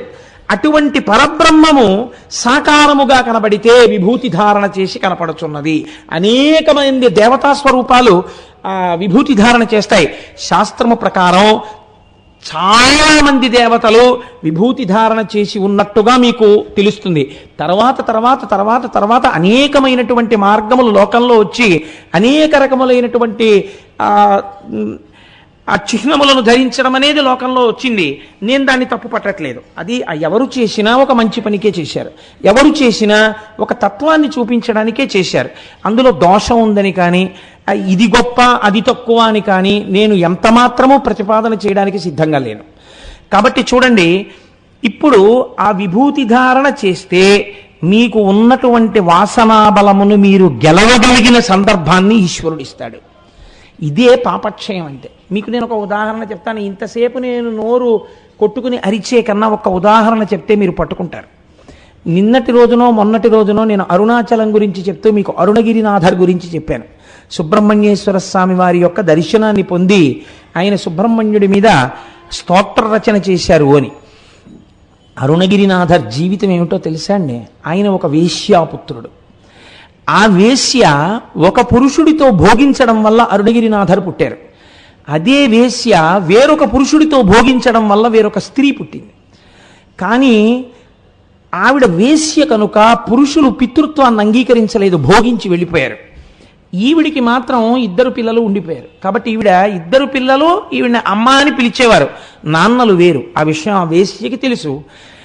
ఈవిడ మరణిస్తోంది. వేశ్య మరణిస్తూ ఆడపిల్లని పిలిచి ఈ మగపిల్లవాడి చెయ్యి ఆ పిల్ల చేతిలో వేసి ఆవిడ ఒక మాట చెప్పింది. వీడు చిన్న పిల్లవాడు, వీడికి తెలియదు, నీ తండ్రి వీడి తండ్రి ఒకరు కాదు, నా శరీరము 2 పురుషుల చేత భోగింపబడింది. ఆ 2 పురుషుల యొక్క తేజ ఫలితంగా వీడు నీవు నా కడుపున పుట్టారు. కానీ ఒక తల్లి బిడ్డలు కనుక నీ తమ్ముడిగా చూసి వాడిని ఆదరించు, చిన్నపిల్లవాడు వాణ్ణి రక్షించు అని వాడి చెయ్యి ఈవిడి చేతిలో పెట్టి ఆవిడ కన్ను మూసింది. వేసి అయితే ఆవిడికి మాతృప్రేమ ఉండదేమిటండి? కన్ను మూస్తే అక్కగారు ఎంతో కష్టపడి వాడిని పైకి తీసుకొస్తూ ఆవిడ చాలా ఐశ్వర్యాన్ని కలిగి ఉన్నటువంటి తల్లి. ఆవిడ అంతకుముందు తల్లిగారి వలన సంక్రమించింది. ఈయన పుట్టుకతో అపారమైనటువంటి స్త్రీలోలుడు. కారణం ఏమిటి? తేజస్సు. ఈయన జీవుడికి ఆ వ్యసనం ఉంది. ఈయనకి స్త్రీభోగమే జీవితంగా గడుపుతున్నాడు. ఐశ్వర్యం అంతా అయిపోయి నిర్ధనులైపోయారు ఇద్దరు. అయిపోయిన తర్వాత ఒకరోజు అక్కగారి దగ్గరికి వచ్చి, అక్క నువ్వు డబ్బిస్తావా ఇవ్వవా? నేను స్త్రీ భోగము అనుభవించకుండా ఉండలేను, కాబట్టి నేను వేశ్యవాడకి వెళ్ళాలి, నాకు డబ్బు ఇయ్యి అని హఠం చేశాడు. ఇవ్వడానికి రూపాయి కూడా లేదు నాన్న, తినడానికి లేదు, నేను పస్తులు ఉంటున్నానంది అక్క. నాకు అనవసరం, డబ్బు ఇస్తావా ఇవ్వవా అంది. ఇక్కడే కూర్చోంది అక్కగారు అని వీధి తలుపు వేసి లోపలికి వెళ్ళి ఆవిడ తన శరీరము మీద ఉన్నటువంటి వస్త్రములన్నింటినీ తీసేసి గదిలోకి వచ్చింది. వచ్చి, ఇవాళ నీకు ఒక రహస్యం చెప్తున్నాను. నీ తండ్రి నా తండ్రి ఒక్కరు కాదు, మన ఇద్దరం ఒక్క తల్లి కడుపున పుట్టాం. నేను నీకు డబ్బు ఇవ్వలేను, నా దగ్గర డబ్బు లేదు, కానీ ఈ శరీరము స్త్రీ శరీరము కదా, దీన్ని అనుభవించు అంది. ఈ మాటలు విన్నాడు అరుణగిరినాథర్. అక్కగారిని అలా చూశాడు అంతే. వెంటనే తలుపులు తీసి తను చేసినటువంటి పాపములు జ్ఞాపకానికి వచ్చి పసిపిల్లవాళ్ళ ఏడుస్తూ అరుణాచలం దేవాలయంలోకి వెళ్ళిపోయి, నా పాపమునకు నిష్కృతి లేదు, నేను చేసిన పాపానికి అని ఆ గోపురం ఎక్కి దాని మించి కిందకి దూకేశాడు చచ్చిపోతానని. ఆ మార్పు రాగానే సుబ్రహ్మణ్యుడు పట్టుకున్నాడు. అంతే, ఆయన మహాకావ్య నిర్మాత అయిపోయాడు. ఇప్పటికీ కిలిగోపురంలో చిలకై పాడుతున్నాడు. ఇప్పుడు మీరు చెప్పండి, ఎంతలో వచ్చింది ఈ మార్పు? ఎన్ని జన్మల వాసనాబలమో ఒక్క సంఘటన మార్చింది. అందరి జీవితాల్లో అందరిలో వచ్చే మార్పులకి సంఘటనలు మీకు తెలియనవసరము లేదు. కానీ శాస్త్రం అంది స్మ, అది నీ పాపములను తీయగలదు. నీ పాపములే ప్రతిబంధకములుగా వచ్చి ఈశ్వరుణ్ణి చేరకుండా భోగాల వైపుకి తిప్పేస్తున్నాయి. అధర్మబద్ధమైన భోగాల కోసం వెంపర్లాడుతున్నావు. అలా వెంపర్లాడకుండా చేయగలిగినది స్మ, భగవంతుణ్ణి నీ స్మరణలోకి తేగలిగినది. కాబట్టి దాని పేరు భస్మ. వేరొక మాట మాట్లాడలేదు. మీరు చూడండి, భస్మ ఎలా తయారవుతుంది? రెండు రకములుగా తయారవుతుంది ఏంది శాస్త్రం. ఒకటి మహాప్రళయమునందు ఏర్పడేటటువంటి భస్మ. అప్పుడు ఆ భస్మ ధరించడానికి మీరు నేను ఉండం, ఎందుకంటే లోకాలన్నీ ప్రళయంలో మునిగిపోతాయి. రెండవది లౌకికమైనటువంటి భస్మ. ఈ లౌకికమైన భస్మ తయారు చేసేటప్పుడు ఇప్పుడంటే శుద్ధ ముక్క యొక్క గుండని ఇచ్చేస్తున్నారు. ఆ భావనతో అలంకారం చేసుకున్నా ఈశ్వరుడు కృప చేస్తాడేమో. కానీ యథార్థమునకు ఆవుల పేడ పట్టి జాగ్రత్తగా కాల్చి దాన్ని విభూతిగా తయారు చేస్తే అది ఎంత గట్టిగా ఎంత తేలిగ్గా ఉంటుందో తెలుసా అండి? మీరు చేత్తో పట్టుకుంటే ఒక పక్షి ఈక కన్నా తేలిగ్గా ఉంటుంది. ఇంత విభూతి ఉండ ఎక్కడ దొరుకుతుందో తెలుసా అండి? శ్రీశైలంలో అమ్ముతుంటారు. ఇప్పటికీ శ్రీశైల దేవస్థానం వాళ్ళు పలకల పలకల ఉండల కింద పోసి అమ్ముతారు. తేలిగ్గా ఉంటాయి. కానీ అవి మీరు బద్దలు కొడదామంటే మన బజార్లో దొరికే రూపాయన్నర బుచ్చుకుని ఇస్తూ ఉంటారు విభూతి ఉండలని. వాటిని ఇలా అంటే పగిలిపోతాయి, అలా పగలవు. ఆ విభూతి గమ్మత్తుగా ఉంటుంది. అంత తెల్లగా ఉండదు, కొద్దిగా తెలుపు నలుపులతో ఉంటుంది. అదిగో మా దొరగారు పెట్టుకున్న విభూతి పుండ్రాల్లా ఉంటుంది. అది ఈ విభూతి ఆవు పేడని కాల్చగా వచ్చిన విభూతి. ఏ ఆవు పేడనే ఎందుకు కాల్చాలి? మీరు ఒక్క విషయం గమనించండి. ప్రపంచమునందు మనుష్యుడు చాలా ఉత్తమమైన ప్రాణి, కానీ మనుష్యుడు విసర్జించినటువంటి మలం ప్రయత్నపూర్వకముగా దేనికి వాడబడదు. ఏవో కొన్ని జంతువులు తింటే తినవచ్చుగాక. అలాగే ఏ సృష్టిలో ఏ ప్రాణి యొక్క మలము కూడా సువాసనతో ఉండి ఉపయోగించడానికి అవకాశము కుదరదు. ఒక్క ఆవు పేడ మాత్రం సుగంధభూయిష్టమై సూక్ష్మక్రిములనన్నింటినీ సంహరించి మంగళప్రదముగా నేలను మార్చి భూతప్రేత పిశాచాదుల వంటివి అక్కడికొచ్చి కూర్చోలేని స్థితిని కల్పించి అక్కడ పూజ చేసుకోవడానికి యోగ్యతని సిద్ధింపచేయగలదు. ఒక్క ఆవు పేడకే శక్తి ఉంది. అందుకే పూర్వం పూజ చెయ్యాలి అంటే ఆవు పేడ అలికేవారు. అందుకే నేను అనుకుంటున్నాను, ఇందులో కొంతమంది సువాసినుల్ని ఎంచుకుని రేపు సుబ్రహ్మణ్యేశ్వర స్వామి వారి యొక్క ఆరాధన చేసేటప్పుడు ఆవు పేడ తెప్పించి ఆ వేదిక కట్టే ప్రాంగణం అంతా వాళ్ళతో అలికిస్తాం. ఎంచేతనంటే వాళ్ళ ఆ భాగ్యానికి నోచుకోవాలి కదా, ఆ పుణ్యం ఉత్తినే పోతుందా, కోట్ల జన్మలు కాపాడేస్తుంది. కాబట్టి ఆవు పేడతో పూర్వం అలకడానికి కారణం అదే. అటువంటి ఆవు పేడని కాల్చినప్పుడు వచ్చినటువంటి భస్మ ఏది ఉన్నదో ఆ భస్మ చాలా గొప్ప భస్మ. ఆ భస్మని మనం పెట్టుకుంటాం. అలాగే యజ్ఞగుండంలో యజ్ఞం పూర్ణాహుతి అయిపోయిన తర్వాత దర్భని కాల్చి తీస్తారు, దాన్ని కూడా ధరిస్తారు. కనుక చూడండి, ఇప్పుడు ఈ భస్మ పాపములను తీయగలదు. పాపములను తీయడం అంటే ఇదిగో వస్తున్నటువంటి వాసనా బలం చేత చేస్తున్న పాపాల్ని, ఆ వాసనా బలాన్ని పోగొడుతుంది. దాన్ని ధరిస్తే అది ఏ రకంగా మిమ్మల్ని రక్షిస్తుంది మీకు తెలియదు. ఎందుకు లలాటమునందు ధరిస్తారు మీరు? మొట్టమొదట సరే 32 స్థానముల యందు ధరించమని చెప్పింది శాస్త్రం. లలాటమునందు తప్పకుండా పెట్టుకుంటారు. లలాటమునందు ఎందుకు పెట్టుకోవాలి? నాభి మీద పెట్టుకుని వదలకూడదా? తొడల మీద పెట్టుకుని వదిలిపెట్టకూడదా? కాదు. లలాటమునందు ఎందుకు పెడతారంటే, మనం ఒక మాట చెప్తాం, హరిణాపి హరేణాపి బ్రహ్మణాపి సురైరపి లలాట లిఖితారేఖా పరిమాస్త్రం న శక్యతే. బ్రహ్మగారు నుదుటి మీద వ్రాసినటువంటి వ్రాత పోదు అని. కానీ పోగొట్టగలిగిన శక్తి దేనికిందో తెలుసా అండి? భస్మకు ఉన్నది. ఆ భస్మని ఇలా పెట్టుకుంటే త్రిపుండ్రములు అంటారు 3 గీతల్ని. ఈ పుండ్రం అన్న మాట ఎక్కడి నుంచి వచ్చింది అంటే, మనకి పూర్వకాలంలో అసలు ఈ మాట దక్షిణ భారతదేశంలో లేదు. పరమాచార్య స్వామి ఒకసారి చెప్పారు, భజన సంప్రదాయము, భగవంతుని యొక్క నామము అందరూ కలిసి గట్టిగా చెప్పడం అన్నది ఎక్కడో తెలుసా అండి? మహారాష్ట్రలో ఉన్నటువంటి పండరీపురంలో ఉంది. వాళ్ళు పుండరీకం అని పిలుస్తారు. భక్తులందరూ కలిసి ఒకే మాట అరిచారనుకోండి, నమ పార్వతీపతయే హర హర మహాదేవ శంభో శంకర అన్నారనుకోండి, అప్పుడు దాన్ని పుండరీకం అంటారు. అందరూ కలిసి ఒక నామం అరిచారు. అలాగే గోవింద గోవింద అన్నారనుకోండి, అదొక పుండరీకం. అలాగే ఏదో హరే రామి హరే రామి రామి రామి హరే హరే అన్నారనుకోండి, అదొక పుండరీకం. ఇప్పుడు ఈ పుండరీకం అంటే ఏమిటంటే అందరూ కలిసి చెప్పుట. అందరూ కలిసి చెప్తే అందరి ఆర్తికి ఈశ్వరుడు తొందరగా పలుకుతాడు. ఇలా ఎవరు భగవంతుణ్ణి లోపల ధరించినా, మీరు వైష్ణవుల్ని చూడండి, నామం అని పెట్టుకుంటారు వాళ్ళు. అది ఊర్ధ్వపుండ్రం అంటే ఇలా పైకి పెట్టుకుంటారు.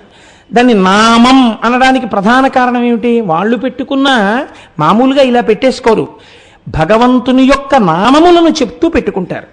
పెట్టుకోవడం చేత అది భగవంతుని యొక్క నామముల చేత పవిత్రమై మంచి భావనలు కలగాలన్న సద్బుద్ధితో వాళ్ళు పెట్టుకుంటారు. అది ఊర్ధ్వపుండ్రం. ఇది అడ్డంగా పెట్టుకున్నటువంటి విభూతి పుండ్రం. ఆ పుండరీకం పుండరీకం పుండరీకం కాలక్రమంలో ఏమైపోయిందంటే, దక్షిణ భారతదేశానికి వచ్చేటప్పటికీ పుండ్రం అయి కూర్చుని విభూతి పుండ్రం. ఇప్పుడు 3 రేఖలుగా పెట్టుకున్న దాన్ని విభూతి పుండ్రము అని పిలుస్తారు. అయితే మీరు చూడండి, ఈ విభూతికి ఒక మారు పేరు ఉన్నది. ఏమిటా పేరు? విశేషేణ భవతీతి విభూతి. మీకు విశేషముగా ఇయ్యగలిగినది.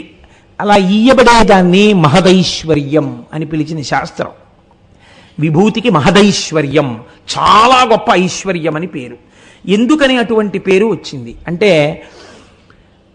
ఈ సృష్టి అంతా ఇలా నామరూపాలుగా ఉంది. ఇప్పుడు ఈ కనపడుతున్నటువంటి ఇదేదో కడ్డీ పచ్చగా ఉన్నది, ఈ బట్ట తెల్లగా ఉన్నది, తివాచి ఎర్రగా ఉన్నది, నా పంచ తెలుపు ఎరుపులతో ఉన్నది. మీరు గమనించండి, 3 ఉంటాయి: నామము, రూపము, రంగు. 3 ఉన్నాయి కదండి ప్రతిదానికి. మీరు ఒక పేరు పెట్టి పిలిస్తే దానికి ఒక రూపం ఉంటుంది. చీమ అన్నాను అనుకోండి, పులి గుర్తు రాదు కదా. అబ్బో చీమ వస్తోందంటే లేచి పారిపోరు కదా. చీమ అంటే ఇంత చిన్నది వస్తూ ఉంటుంది, గుర్తుపడతారు. చీమ, నేను పేరు చెప్పగానే, నామం చెప్పగానే రూపం గుర్తొస్తుంది. నల్ల చీమ ఎర్ర చీమ అంటారు, ఎర్ర చీమే అమ్మో కుడుతుంది రోయ్ అంటారు. కాబట్టి ఇప్పుడు ప్రతి పదార్థమునందు నామ, రూప, రంగు 3 ఉన్నాయి. ప్రధానంగా ఈ కంటిని ఆకర్షించేవి.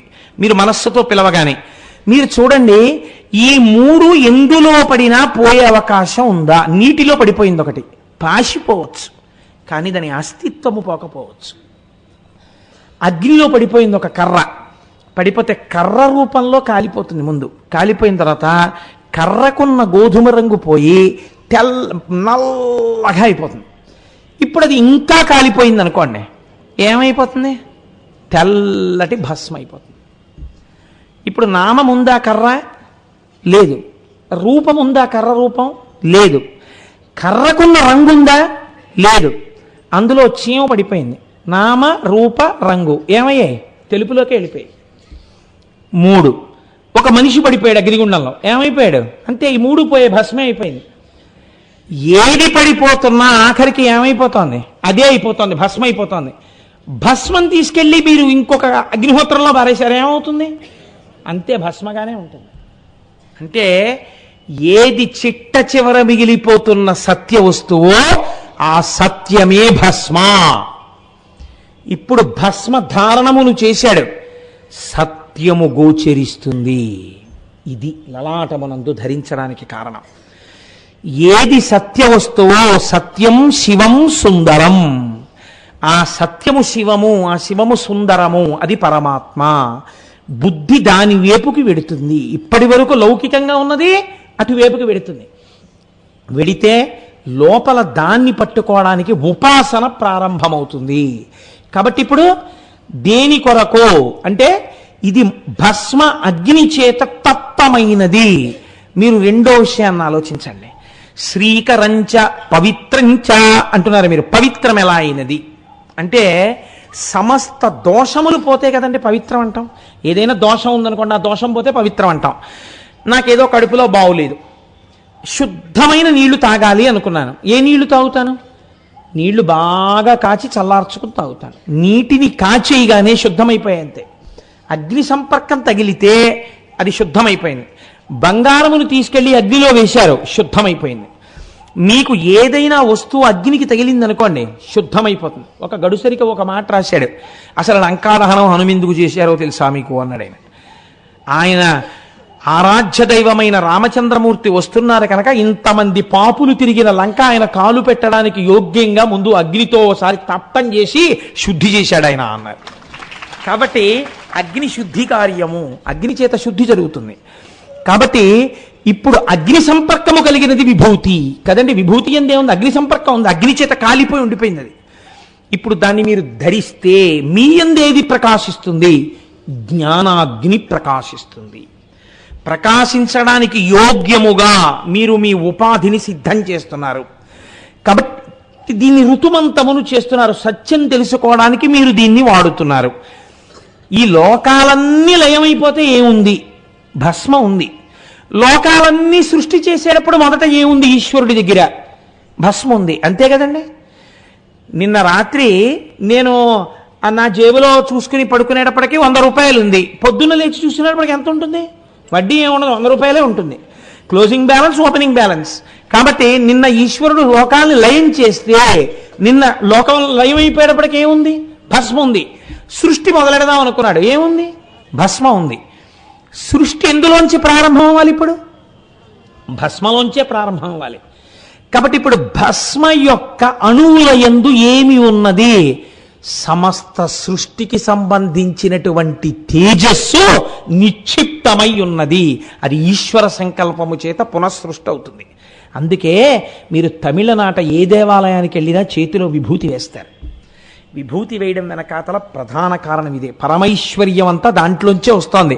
మొదట ఏమొస్తాయి? పృథివాపస్తేజో వాయురాకాశాలు వస్తాయి. అందుకే మీరేమంటారు? అగ్నిరితి భస్మ, వాయురితి భస్మ, జలమితి భస్మ, స్థలమితి భస్మ, వ్యోమేతి భస్మ, సర్వగుంహవా యదుగుంభస్మ, మనోవంగ్మన చక్షు మనోవంగ్మన ఇత్యేగాది చక్షుగంసి కరణాని భస్మాని అంటున్నారు. అగ్నిరితి భస్మ, అగ్ని భస్మ, వాయురితి భస్మ, వాయువు భస్మ, స్థలమితి భస్మ, పృథివీ భస్మ, వ్యోమేతి భస్మ, ఆకాశం భస్మ, జలమితి భస్మ, నీరు భస్మ, అన్ని భస్మే. ఎలా? మీరు జీవయాత్రను చూడండి ఒక్కసారి. జీవయాత్ర యందు క్షీణే పుణ్యే మర్త్యలోకం విశంతి. పోని మంచి మాటలు చెప్తూ నరకం ఎందుకు చెప్పాలి? ఎక్కడో స్వర్గలోకంలో ఉన్నాడు, అయిపోయింది, పుణ్యం కిందకు తోహించారు. ఇప్పుడు తనకి మళ్ళీ పాపపుణ్యములు చేయడానికి ఒక ఉపాధి కావాలి, మనుష్య శరీరంలోకి రావాలి. ఈశ్వరుడు మనుష్య శరీరం ఇద్దాం అనుకుంటున్నాడు. రావడానికి ఎన్నిటిని మారుతాడో తెలుసా అండి? ముందు ఆయన లోపల సూక్ష్మమైనటువంటి శరీరాన్ని పొందుతాడు. అగ్నితప్తమై స్థూలదేహం పోయింది, సూక్ష్మదేహంతో ఉన్నాడు. అగ్నిరితి భస్మ, ఐశ్వర్యం, ఈ లోపల ఉన్న ఐశ్వర్యం ముందు అగ్ని అయింది. వాయురితి భస్మ, ఆ తర్వాత గాలిలోకి ప్రవేశించాడు. జలమితి భస్మ, మేఘమండలంలో ఉన్న జలబిందువులోకి వెడతాడు. స్థలమితి భస్మ, ఒక భూమి మీద ఒక చోటున పడతాడు. వ్యోమేతి భస్మ, దాని యందు అంకురమై ప్రకాశిస్తాడు. ప్రకాశించి అందులోంచి పైకొస్తాడు. అందులో ఒక కాయో పండో అవుతాడు. అది ఒక పురుషుడు తింటాడు. ఆ పురుషుడు యొక్క సమస్త దేహమండలమునందు నిండిపోయిన తేజస్సు అవుతాడు. అందుకే మళ్ళీ ఒక పురుషుడుగా పుట్టాలంటే ఒక పురుషుని యొక్క హృదయస్థానము నుంచి తేజస్సు కదిలితే కొడుకుగా పుడతాడు. అందుకే ఆత్మా వైపుత్రనామాసి. కాబట్టి ఇప్పుడు సృష్టి అంతా ఎలా జరుగుతోంది? అగ్నిరితి భస్మ, వాయురితి భస్మ, స్థలమితి భస్మ, జలమితి భస్మ, వ్యోమేతి భస్మ, అంతా భస్మరూపంగానే జరుగుతోంది. కాబట్టి పంచభూతాలు, సమస్త సృష్టి, సమస్త ఐశ్వర్యము ఎందులో ఉన్నాయి? ఇందులోనే ఉన్నాయి. దీనిని నేను ధరించుచున్నాను అంటే ఏమంటే ఇది ధరిస్తే అమెరికా అధ్యక్షుడు అయిపోతాడా? అయిపోక్కర్లేదు. మీరు బాగా గుర్తుపెట్టుకోండి. ఎందుకంటే ఆ పదవి అది కాదు. ఐశ్వర్యము అన్న మాటకు అర్థం ఏమిటో తెలుసా అండి? అనుభవైక వేద్యము కాకుండా బ్యాంకులో ₹1,00,00,000 ఉన్నాయి, అది మీకు భయహేతువు. ఎప్పుడెవడికి తెలిసి ఏం చేస్తాడో అని భయం. ఇంట్లో ₹1000 కట్టలో 3 ఉన్నాయి, భయం కాదు. ఆయనకి ఏమీ ఉండక్కర్లేదు. ఆయన అవసరం వచ్చింది, తీర్థయాత్రకు 10,000 కట్టాలి. ఆయన వెళ్ళి అమ్మవారి దగ్గర కూర్చుని కనకధారా స్తోత్రం చేశాడు. కనకధారా స్తోత్రం చేసి, అమ్మా నాకు కృప చెయ్యి అన్నాడు. లక్ష్మీదేవి అనుగ్రహం కలిగింది. ఏదో రూపంలో ఆయనకు ఆ 10,000 సమకూరుతుంది. ఆయన యాత్ర కట్టుకున్నాడు.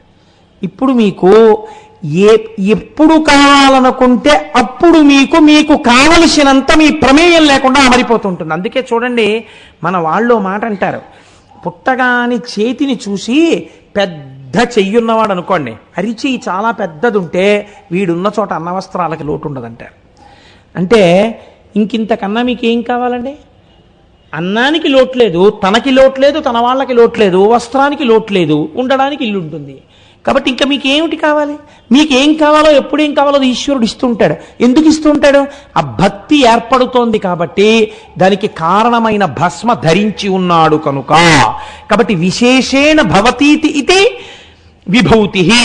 ఇలా ఇచ్చే ఐశ్వర్యం ఎన్ని రకాలుగా ఉంటుంది అని అడిగారు శాస్త్రంలో. అడిగితే శాస్త్రం అంది, ఎన్నని నీకు చెప్పం? అనిమ, మహిమ, గరిమ, లఘిమ, ప్రాప్తి, ప్రాకామ్య, ఈశిత్వ, వశిత్వ, ఈ అష్టసిద్ధులు భస్మధారణ వల్ల వస్తున్నాయి. చాలా నీకని అడిగింది. ఈ అష్టసిద్ధులు వస్తే మీరు భస్మధారణ దాని కొరకా చేస్తారు. ఇది మీరు చాలా జాగ్రత్తగా పట్టుకోవాలి. ఒక ఆయన తెల్లవారుజామున మంచి పువ్వులు, మల్లెపూలు, జాజి పూలు అన్ని పాదులకు కోసుకుని మడిబట్ట కట్టుకుని పూజకి ఎడదామని పువ్వులన్నీ పూలబుట్టలో వేసుకుని పట్టుకున్నాడు. ఇంకా వెడదామని మంచి సువాసనలు వస్తున్నాయి పూలబుట్టలోంచి. ఎంత బాగుందో అని ఇలా వాసన చూడకూడదు కనుక దాన్నో టేబుల్ మీద పెట్టి తన కుర్చీలో కూర్చున్నాడు దగ్గరగా. వాసన చూస్తున్నాడా అంటే మళ్ళీ ఇలా పువ్వు ముక్కు దగ్గర ఎట్టుకుంటే తప్పు. పువ్వులోంచి వాసన వస్తోంది, తను పీలుస్తున్నాడు. చాలా బాగుంది వాసన అని అలా కూర్చున్నాడు. 9 అయింది, పూజ భ్రష్టమైంది. ఈ పువ్వులు దేనికి కోసావు? పూజకు కోసావు. నువ్వేం చేస్తున్నావు? వాటి వాసన కోసం ఆగిపోయావు. ఇప్పుడు ఈ వాసన ప్రధాన ప్రయోజనమా, పువ్వులు ఈశ్వర పూజకి వినియోగించడం ప్రధాన ప్రయోజనమా? ఈశ్వర పూజ ప్రధాన ప్రయోజనం. దాన్ని మరిచిపోయి అనుషంగిక ప్రయోజనం పట్టుకున్నవాడు ఎటువంటి వాడో, సిద్ధులు పట్టుకుని భగవంతుడిని వదులుకుంటున్నవాడు అంత అప్రయోజకుడు. కాబట్టి పెద్దల దగ్గర సిద్ధులున్నా ప్రదర్శించవచ్చా? శాస్త్రం నిషేధించింది, ప్రదర్శించరాదు. ఎప్పుడో ఎంతో అవసరమైతే తప్ప సిద్ధులను ఉపయోగించరు. కనుక పరమైశ్వర్యం నీకు విభూమి రూపంలో వస్తూనే ఉంది. మహాభస్మ మహాదేవో మహామాయావభాసక. దాన్ని ఎవరు పెట్టుకుంటున్నారో భస్మని, వారికి ఈశ్వరానుగ్రహము చేత మాయ విడిపోతున్నది. మాయ అంటే ఏమిటండి? 2 కనపడుతుండడం. ఇందాక చెప్పాను కదా, కంటితో చూడడం, ఈ వేలుతో ఇలా చెప్తుండడం, లోపల 2 ఉన్నాయి అనుకుంటూ ఉండడం. జ్ఞానంలోకి వెళ్ళాడు అనుకోండి, 2 ఏమిట్రా, ఉన్నదంతా ఒకటే, అందులో పంచభూతాలు, ఇందులో పంచభూతాలు. శంకరాచార్యులు వారికి అంతటి వారికి వచ్చిందండి ఈ పరీక్ష. కాశీపట్టణంలో గంగలో స్నానం చేసి వెడుతుంటే ఎవరో ఒక మహానుభావుడు కుక్కలు పెట్టుకుని వచ్చేస్తున్నాడు, సురాపానం చేసి కళ్ళుకుంట పట్టుకుని. శిష్యులు అన్నారు, పక్కకి తప్పుకో, వచ్చి నిన్ను చూడకూడదు, గురువుగారు వస్తున్నారు, శంకరాచార్యులు వారు అన్నారు. ఆయన అన్నాడు శంకరాచార్యులు వారిని చూసి, నన్ను తప్పుకోమంటావా, నాలో ఆత్మని తప్పుకోమంటావా అన్నారు. శంకరాచార్యులు వారు కాబట్టి గుర్తుపట్టి ప్రణిపాతం చేసి బ్రహ్మాండమైనటువంటి స్తోత్రం చేశారు మనీషా పంచకమని. కాబట్టి ఈ జ్ఞానము రావాలి. అంతటా ఉన్నది ఒక్క వస్తువే అన్నది బాగా రూఢము కావాలి. కామక్రోధములు గెలవబడాలి అంటే దానికి ప్రథమ సోపానము మీరు తప్పక భస్మధారణ చేయుటయే. భస్మమును ధరించుట చేత మీకు అటువంటి అనుగ్రహము ఈశ్వరుడి చేత కలుగుతుంది. అయితే మీకు నేను ఒక విచిత్రమైనటువంటి విషయాన్ని ప్రతిపాదన చేస్తాను. దీన్ని పట్టుకునేటప్పుడు మీరు కొంచెం జాగ్రత్తగా పట్టుకునే ప్రయత్నం చేయండి. ఒక వ్యక్తి లలాటమునందు విభూతి పెట్టుకుని, కంఠమునందు విభూతి పెట్టుకుని, ఇంత బొట్టు పెట్టుకుని, ఈ చేతుల మీద అక్కడ విభూతి పెట్టుకుని ఉన్నాడు. మీరు వెంటనే ఏమంటారు ఆయన్ని చూడగానే? ఓ తెల్లవారకట్ట మీరు లేచేటప్పటికీ ఒక ముసాలాయన అన్ని విభూతి రేఖలు పెట్టుకుని వచ్చి గుమ్మం ముందు నించుని, అమ్మా కోటేశ్వరారే ఫ్లాట్లో ఉంటారమ్మా ఇక్కడ అని అడిగారు. అడిగితే వాడు అక్కడక్కడ ఉంటాడండి అంటారా? మీ వెంటనే మీ మనస్సులో ఆయన్ని చూడగానే ఏ భావన వస్తుంది? ఏమొస్తుందండి? అయ్యో బాబోయ్, అచ్చు పరమశివుల్లో ఉన్నాడండి, పొద్దున్నే చూసేటప్పటికి తెల్లగా మనిషి, ఆ విభూతి రేఖలు, ఆ శంకరుడు జ్ఞాపకానికి వచ్చాడండి ఆయన్ని చూడగానే అంటాం కదండి. ఆ విభూతి ధారణ చూసేటప్పటికి శంకరుడు జ్ఞాపకానికి వస్తాడు మనకి. మీకు ఒక మనిషిని చూడగానే ఈశ్వర చిహ్నము చేత ఈశ్వరాంశ ప్రకాశిస్తోంది కదా. మీరు బాగా ఒక విషయాన్ని గుర్తుపెట్టుకోండి. ఇది మీరు పట్టుకోగలిగితే మీరు జీవితంలో ఒక ధన్యతని పొందుతున్నట్టు. అన్నిటికన్నా చాలా ప్రధానమేది జీవితంలో? శాంతము చాలా అవసరం. మీరు అందుకే వైదిక ధర్మమునందు మీరు ఏ పూజ చెయ్యండి ఏమంటారంటే ఓం శాంతి శాంతి శాంతి అంటారు. ఆ శాంతిని కోరుకుంటారు. ఇది ఎక్కడి నుంచి ఎక్కడి వరకు? ఎంత పెద్ద పదవిలో ఉన్నవాడైనా ఏం కోరుకుంటాడంటే శాంతినే కోరుకుంటాడు. ఎంత చిన్న ప్రాణైనా ఏం కోరుకుంటుందంటే శాంతినే కోరుకుంటుంది తప్ప అలజడితో ఉందాం, ఆందోళనతో ఉందాం, నిద్ర పట్టకుండా ఉందాం అని ఎవరైనా అనుకుంటారండి? ఎవ్వరూ అనుకోరు. ఇంత ఐశ్వర్యం నాకెందుకండి అనేవాడు ఉండొచ్చు, ఇవన్నీ ఎందుకండి అనేవాడు ఉండొచ్చు, నిరాడంబరంగా బతికేవాడు ఉండొచ్చు, ఐశ్వర్యంలో ఉండేవాడు ఉండొచ్చు. కానీ ఆ పై స్థాయి నుంచి ఈ కింద స్థాయి వరకు ఒకటే ఉంటుంది. ఏమిటి? శాంతిని కోరడమే ఉంటుంది. అందరూ శాంతిని అడుగుతారు, నాకు శాంతిగా ఉండాలనుంది అంటారు. ఈ శాంతి నవరసముల యందు శాంతము అని చెప్పబడింది. శాంతము లేక సౌఖ్యము లేదు సారసాదళ నయన అన్నారు త్యాగరాజస్వామి. ఈ శాంతము మీకు చాలా అవసరము జీవితమునందు. మీరు ఉద్రేకపడుతూ ఆందోళన పడుతూ ఉద్ధతితో ఉండరాదు. కొంతమందిని మీరు చూడండి, ఎప్పుడు బిజీగా ఉన్నట్టుగా ఉండడం కొంతమంది ఇష్టపడతారు.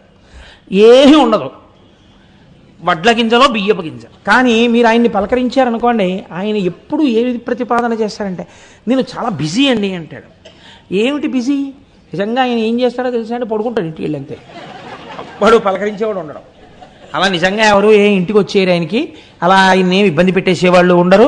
ఆయనకు అంత బిజీగా ఉండవలసిన అవసరం ఏం లేదు ఆయనకి. కానీ ఈ pretends as though he's busy, ఇది ఒక తప్పు లక్షణం. ఏమిటంటే చాలామందికి ఇవాళ ఏమనుకుంటారంటే, ఎవరైనా కొంచెం హాయిగా ప్రశాంతంగా ఏదో ఆఫీస్కి వెళ్ళి ఇంటికి వచ్చి కాసేపు చక్కగా హాయిగా ఏదో శివ పంచాక్షరియో ఏదో చేసుకుని, కాసేపు లేకపోతే సంధ్యావందనం చేసుకుని సాంబ సదాశివ సాంబ సదాశివ సాంబ సదాశివ సాంబ శివ అనుకుంటూ ఉన్నారనుకోండి, ఉంటే ఆయనకి ఏం పెద్ద వర్క్ అది ఏమి ఉండదులా ఉందండి, హాయిగా ఇంటికి వచ్చి కూర్చుని అలా ఉంటాడు. మాదంతా బిజీ లైఫ్ అండి, అసలు అంత ఖాళీ ఎక్కడ ఉంటుందంటే మాకు. ఏమిటి వీడి బుర్రకాయ బిజీ? వీధిలో కుక్క తిరుగుతూ ఉంటుంది, వీడు తిరుగుతుంటాడు అంతే, అలా తిరుగుతుంటాడు అంతే. దానికి ఏం ప్రయోజకత్వం ఏమి ఉండదు. వాడిని పాడు చేయ, వీడిని పాడు చేయ, ఎవడో దొరుకుతాడు తేరగా, వాడి ఇంటికి వెళ్ళిపోయి వాడిని ఎత్తికి కూర్చుంటుండడం తప్ప అవసరమై. అందుకే శాస్త్రంలో చాలా తప్పు పనుల్లో పని ఏమిటో తెలుసా అండి? ఎదురింటి గడియ కొట్టుట. అంటే నువ్వు ఎందుకు కొట్టాలి అవసరం లేకుండా? అసలు ఆ పని చేయకూడదు. గడి కొట్టడం ఏమిటి నువ్వు వస్తున్నావు వాళ్ళకి తెలిసి ఉండాలంటే ఇవాళ ఈయన వస్తారు, ఏదో పని ఉందన్నమాట. కాబట్టి వారు ఇవాళ వస్తారని వాళ్ళు తలుపులు తెరిచి నీ కొరకు ఉండాలి. నువ్వు వెళ్ళి గడియలు కొడుతున్నావు అంటే వాళ్ళు నువ్వు వస్తామని అసలు నీ గురించి చూడటం లేదంటే వాడిని పాడు చేయడానికి నువ్వు వెళ్ళావు, వాడు ఏదో పనిలో ఉన్నాడు నువ్వు వెళ్ళావంటే. ఎప్పుడో తప్ప అలా వెళ్ళకూడదు. కాలింగ్ బెల్ అయినా అంతే ధర్మశాస్త్రం కదండి. కాబట్టి ఏదో తలుపు వేసి ఉండి వస్తానన్నప్పుడు కొడితే తప్పు లేదనుకోండి, అది ఎగ్జామ్షన్. అలాగని నేను నిజంగా ఎవరినైనా రమ్మన్న వాళ్ళు ఇలా అన్నాడు కదా అంటే వెళ్ళిపోకండి, రమ్మన్న వాళ్ళైతే. కాబట్టి ఈ బిజీ అన్న మాట ఒక తప్పు మాట. మీకు నేను ఒక మాట చెప్పనండి, ఈ కృతకమైనటువంటి బిజీకి అలవాటు పడితే ఏమవుతుందంటే అందులోంచి బి వస్తుంది. బి అంటే తేనెటీగ. తేనెటీగ బిజీ ఒకటే. ఏమిటి దాని పని? అన్ని పువ్వుల మీద వాడడం, తేనె తాగడం. ఈయన పని కూడా అంతే. ఎప్పుడు ఏం తెద్దామని చూస్తుంటాడు. అక్కడికెళ్ళా ఇక్కడికెళ్ళా ఇక్కడికెళ్ళా అక్కడికెళ్ళా. అపరిగ్రహము అని ఒక మాట ఉంది. నీకు కావలసిన దానికన్నా అనవసరమైన దానికి వెంపర్లాడకో. మీరు ఎప్పుడూ ఒకటి గుర్తుపెట్టుకోండి, మీకు కావలసినంత ధనాన్ని మీరు ఖర్చు పెట్టుకోకపోతే మీరు స్వయం ద్రోహులు, మీకు మీరు ద్రోహం చేసుకున్నవారు. మీకు కావలసిన దానికన్నా ఎక్కువ ఖర్చు పెట్టిన వాడు భవిష్యత్తరవలకు ద్రోహము చేసినవాడు. వాడికి ఉండవలసిన రూపాయి మీరు తినేశారు. ఈ రెండిటికి మధ్యలో సమతౌల్యం పాటించాలి. ఏదైనా సరే, అడుగు తీసి అడుగేసినా సరే, ఓ మాట మాట్లాడినా సరే. కాబట్టి ఇప్పుడు ఏమైంది, ఆ బి, ఆ తేనెటీగ ఏం చేస్తుంది? అన్ని పువ్వుల దగ్గరికి పెడుతుంది, తేనెట్టుకొస్తుంది. చక్కగా మైనంతో పెద్ద పట్టు కడుతుంది. ఆ పట్టు కట్టి అందులో పెడుతుంది. అందులో పెట్టి ఆ గదులన్నీ మోస్తుంది. ఇదంతా ఏంటి? ఓ తిరుగుతూ ఉండడం, అక్కర్లేని పని చేస్తున్నాం. తేనె పట్టు తేనెటీగా ఉన్నాయనుకోండి, 4 పువ్వులు కోసుకుందామని పెడదామనుకున్న వాడికి కూడా భయమే. దీనివల్ల ఇది మీద పడుతుందో కరుస్తుందో ఏమిటో అని. ఆ తేనెటీగ యొక్క లక్షణం ఎలా ఉంటుందంటే, పురాణ ప్రవచనములకు సెల్ ఫోన్ జేబులో పెట్టుకొచ్చి అస్తమానం మోగుతున్నా కట్టాలన్న ఇంగిత జ్ఞానం లేని వాళ్లే ఉంటుంది. కాబట్టి అది ఎందుకు, అది ఇంకోని పాడు చేయడానికి పనికొస్తుంది. తేనెటీగ కూడా అందుకే పనికొస్తుంది. ఈ పట్టుకెళ్ళిన తేనెంతా ఏం చేసింది? పట్టులో పెట్టింది. పట్టంతా మూసింది. ఈ బిజీ అంతా దేనికి పనికొచ్చింది?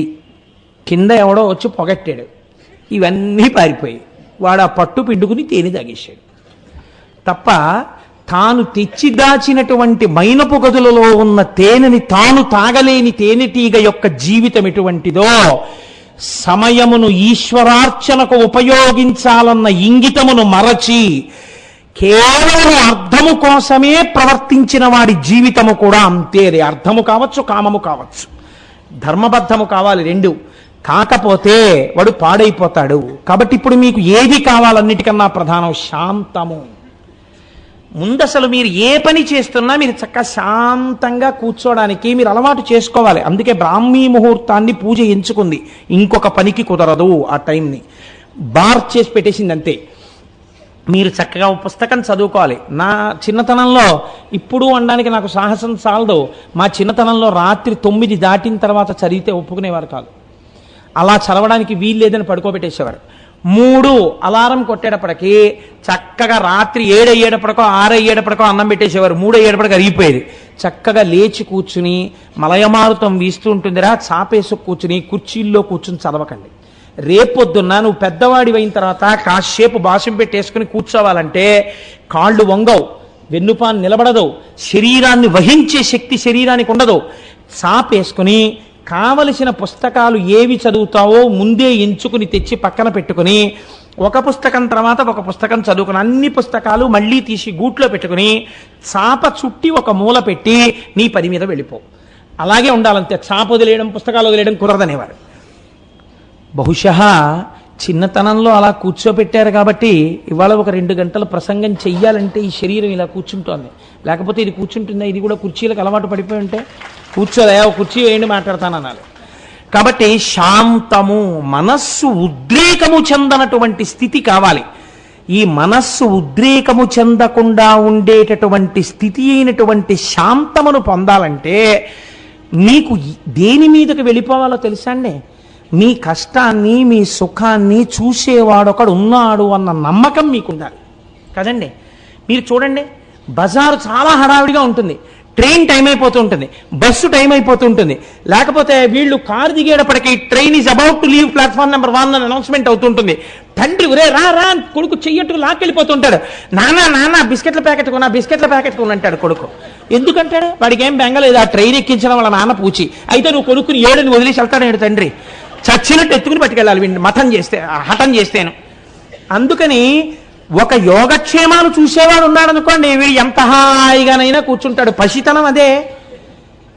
ఇక్కడ భస్మధారణ చేస్తే ఏమవుతుందో తెలుసా అండి? రోజు భస్మ పెట్టుకోవడం అలవాటైపోతే ఇక్కడ నా స్వామి శంకరుడు ఉన్నాడు, సృష్టికర్త, స్థితికర్త, ప్రళయకర్త, నాకు కావలసినదేదో నిర్ణయించి నన్ను అనుగ్రహించడానికి ఈశ్వరుడు ఉన్నాడు. ఇక్కడ పెట్టుకున్నారు. నన్ను మాయ కమ్మకుండా, నేను అడిగినవన్నీ ఇవ్వకపోతే మళ్ళీ శంకరుణ్ణి తిట్టకుండా, అమ్మవారు రే నీకు అవసరమైంది ఇవ్వడం ఆయనకు వచ్చురా అని చెప్పడానికి బొట్టు రూపంలో ఆజ్ఞాచక్రం మీద ఆవిడుంది. నా తల్లిదండ్రులు ఇక్కడే ఉన్నారు, నా బుద్ధి యందు ఉన్నారు. ఇంకా నేను దేనికి భయపడాలి, దేనికి ఉద్రేకపడాలి? ఎవడో ఉద్రేకపడ్డాడు, అది వాడి కర్మ. నేను ప్రశాంతంగా ఉంటాను. నన్ను చూడ్డానికి నా స్వామి ఉన్నారు, మా అమ్మ ఉన్నది.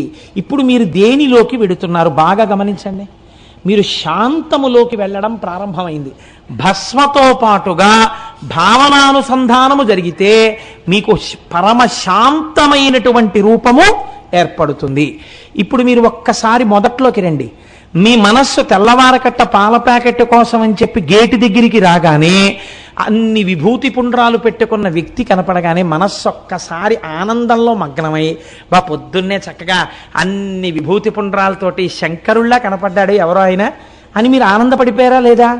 A good start of the day కదండి. రోజు చక్కగా ప్రారంభమైంది. అలాగే మీరు ఒక రోజున గుమ్మం కిందకి దిగారు. ఒక పండు ముత్తైదువ 80 ఏళ్ళ ఆవిడ ఇంత పసుపు రాసుకుని, ఇంత బొట్టెట్టుకుని, తెల్లటి కొప్పు నిండా పువ్వులు ఎట్టుకుని, చేతుల నిండా పసుపుతోటి, పాదాలకి పసుపు పారాణితోటి అలా వెడుతూ ఆవిడ ఒక్కసారి గుమ్మం దగ్గర ఆగి, బాబు ఇక్కడ ఫలానా వారి ఇల్లు ఎక్కడ నాయనా అని అడిగింది. మీకు ఆవిడ్ని చూడగానే ఏ భావన వస్తుంది?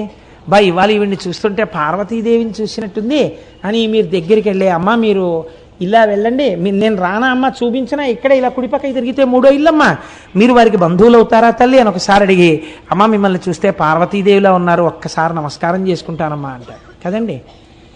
ఇలా మీరు ఎందుకన్నారు చెప్పండి? ఎందుకన్నారామండి? ఆవిడ రాసుకున్న పసుపు, ఆవిడ పెట్టుకున్న కుంకం. అందుకే ఈ జాతి గొప్పతనం ఏమిటో తెలుసా అండి?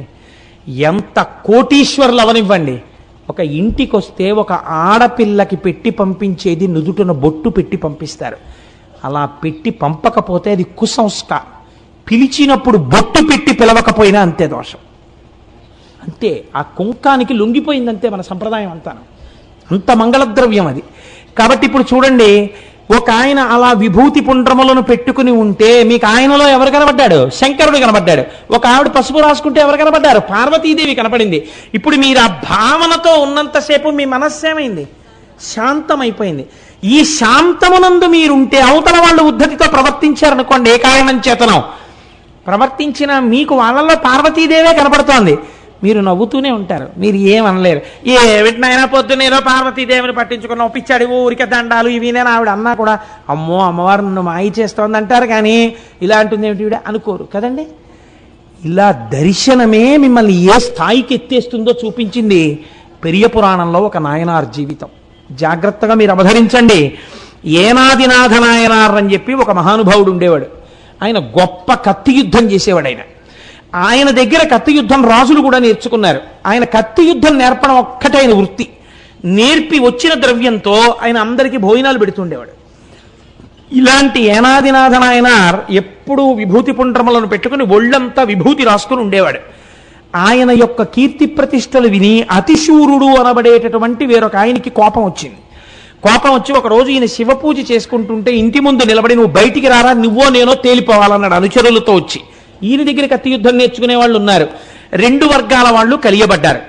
ఈయన ఏనాదినాథ నాయనార్ కత్తి పట్టుకుంటే ఎదురుగుండా ఎవరు నిలబడలేరు, అందరినీ దురుమాడుతున్నాడు, అందరి తలకాయలు తెగిపోతున్నాయి. చూశాడు అతిశూరుడన్న ఆయన. ఈయన్ని ఎలా ఆపాలి అనుకున్నాడు. గబగబ గబగబా వెళ్ళి అక్కడ విభూతి ఉండోటి ఉంది. ఆ విభూతి ఉండ మీద చెయ్యేసి లలాటమునందు, కంఠమునందు, చేతుల మీద, కడుపు మీద, గుండెల మీద, వీప్ మీద, కాళ్ళ మీద, పాదాల మీద విభూతి రాసేసుకొని వచ్చి కత్తి పట్టుకుని నించున్నాడు. ఈయన చూశాడు.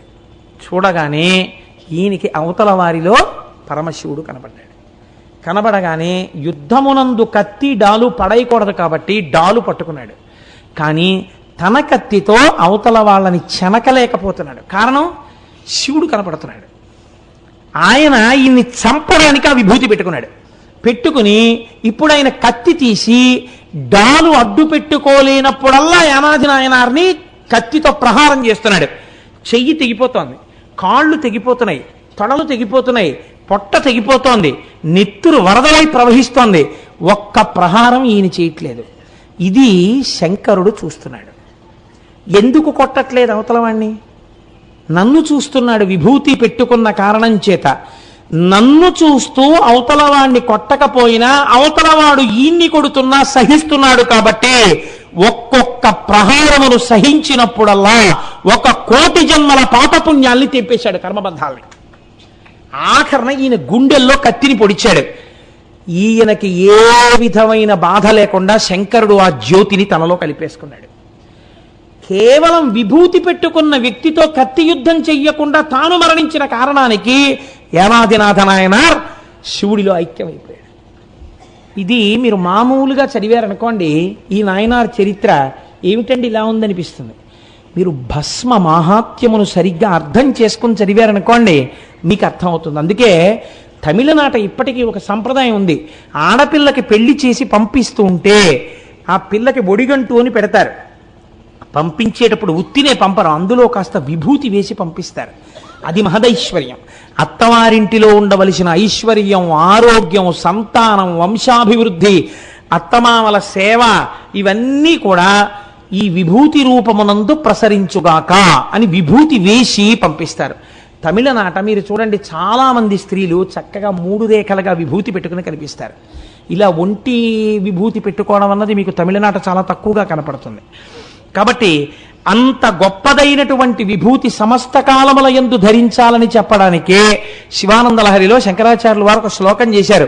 ఆనందాశ్రుభిరాతెనోతి పులకం నైర్మల్యతశ్చాదనం వాచా శంఖముఖస్థితైశ్చ జఠరాపూర్తిం చరిత్రామృతైః రుద్రాక్షైర్భసితేన రక్షవపుషో భవద్భావనా పర్యంకే వినివేశ్య భక్తి జననీం అని ఆ భక్తి జనని ఉందే ఆవిడ మమ్మల్ని సదా రక్షతు, ఎప్పుడూ కాపాడుతుంటుంది. ఎలా? రుద్రాక్షైర్భసితేన, మెడలో రుద్రాక్షలను దాల్చుట, విభూతి పుండ్రములను పెట్టుకొనుట. సశాస్త్రీయముగా భస్మయందు ఈశ్వర విభూతిని చూస్తూ మంత్రముతో కొన్నాళ్ళు శరీరమునకు పెట్టుకోగా ఏమైపోతుందో తెలుసా అండి? అంగన్యాస కరన్యాసములని మనకు అందుకే వచ్చాయి. శరీరమునందు అవయవములను దేవతలు ఆవహించి ఉంటారు. ఈ విభూతి ఆ దేవతలకి తగులుతుంది. ఇది ఉపాసన బలం విశేషంగా ఉన్నవాళ్ళు విభూతితో రక్షిస్తారు. చావలి సుబ్రహ్మణ్య శాస్త్రి గారని ఒక మహానుభావుడు కోమాలో ఉన్నారు 10 రోజులు. ఆయన చంద్రశేఖర పరమాచార్య స్వామి వారికి శిష్యుడు. వాళ్ళ కుమారుడు వెళ్ళి అడిగారు, నాన్నగారు కోమాలో ఉన్నారండి, మిమ్మల్ని నమ్ముకున్న వాళ్ళం అంటే. ఆయన వెంటనే ఒక అరిటాకు అక్కడేసి ఆ అరిటాకు మీద తన ఒళ్ళు ఇలా దులిపారు. దులిపితే ఆయన ఒంటికున్న విభూతి ఆ అరిటాకు మీద పడింది. పడితే అది తీసి పొట్లం కట్టించి ఇది పట్టుకెళ్ళి మీ తండ్రి గారి యొక్క నోట్లో వేస్తే ఆయన వెంటనే లేస్తారు అన్నారు. అప్పటికి 10 రోజుల నుంచి కోమా. డాక్టర్స్ అన్నారు ఎట్టి పరిస్థితులలోనూ ఆయన బతకడు అని చెప్పేశారు. ఈయన పట్టుకెళ్ళి మాకు పరమాచార్య స్వామి వారి మీద ఉన్న నమ్మకం అండి అని ఆ విభూతి కొద్దిగా నీళ్లల్లో కలిపి 3 చుక్కలు అలా నోట్లో వేశారు. ఆయనకి కంఠం దాకా వెళ్ళగానే గుటకేసి ఠంగుని లేచి కూర్చున్నాడు. ఏమిట్రా ఇదంతా, ఇవన్నీ ఏమిటి హాస్పిటల్ అని. ఇది యథార్థంగా జరిగిన సంఘటన. ఒక్కొక్క మహాపురుషుడు విభూతి ధారణం అలా చెయ్యగలిగితే అదే ఔషధమై కూర్చుంటుంది. కాబట్టి భస్మ అన్నది శాస్త్రమునందు సామాన్యమైంది కాదు. మీకు ఇంకొక విషయం చెప్తున్నాను. శివలింగమునకు అభిషేకము ప్రారంభం చేసే ముందు పొడి విభూతిని కానీ చల్లితే పంచబ్రహ్మ మంత్రములను ఉన్నాయి. సద్యో జాతం ప్రపద్యామి సద్యో జాతాయ వై నమో నమః భవే భవేనాతి భవే భవస్వమాన్ భవోద్భవాయ నమః ఓం వామదేవాయ నమో జ్యేష్ఠాయ నమః శ్రేష్ఠాయ నమః కాలాయ నమః అని పంచబ్రహ్మ మంత్రాలు చదువుతుంటారు.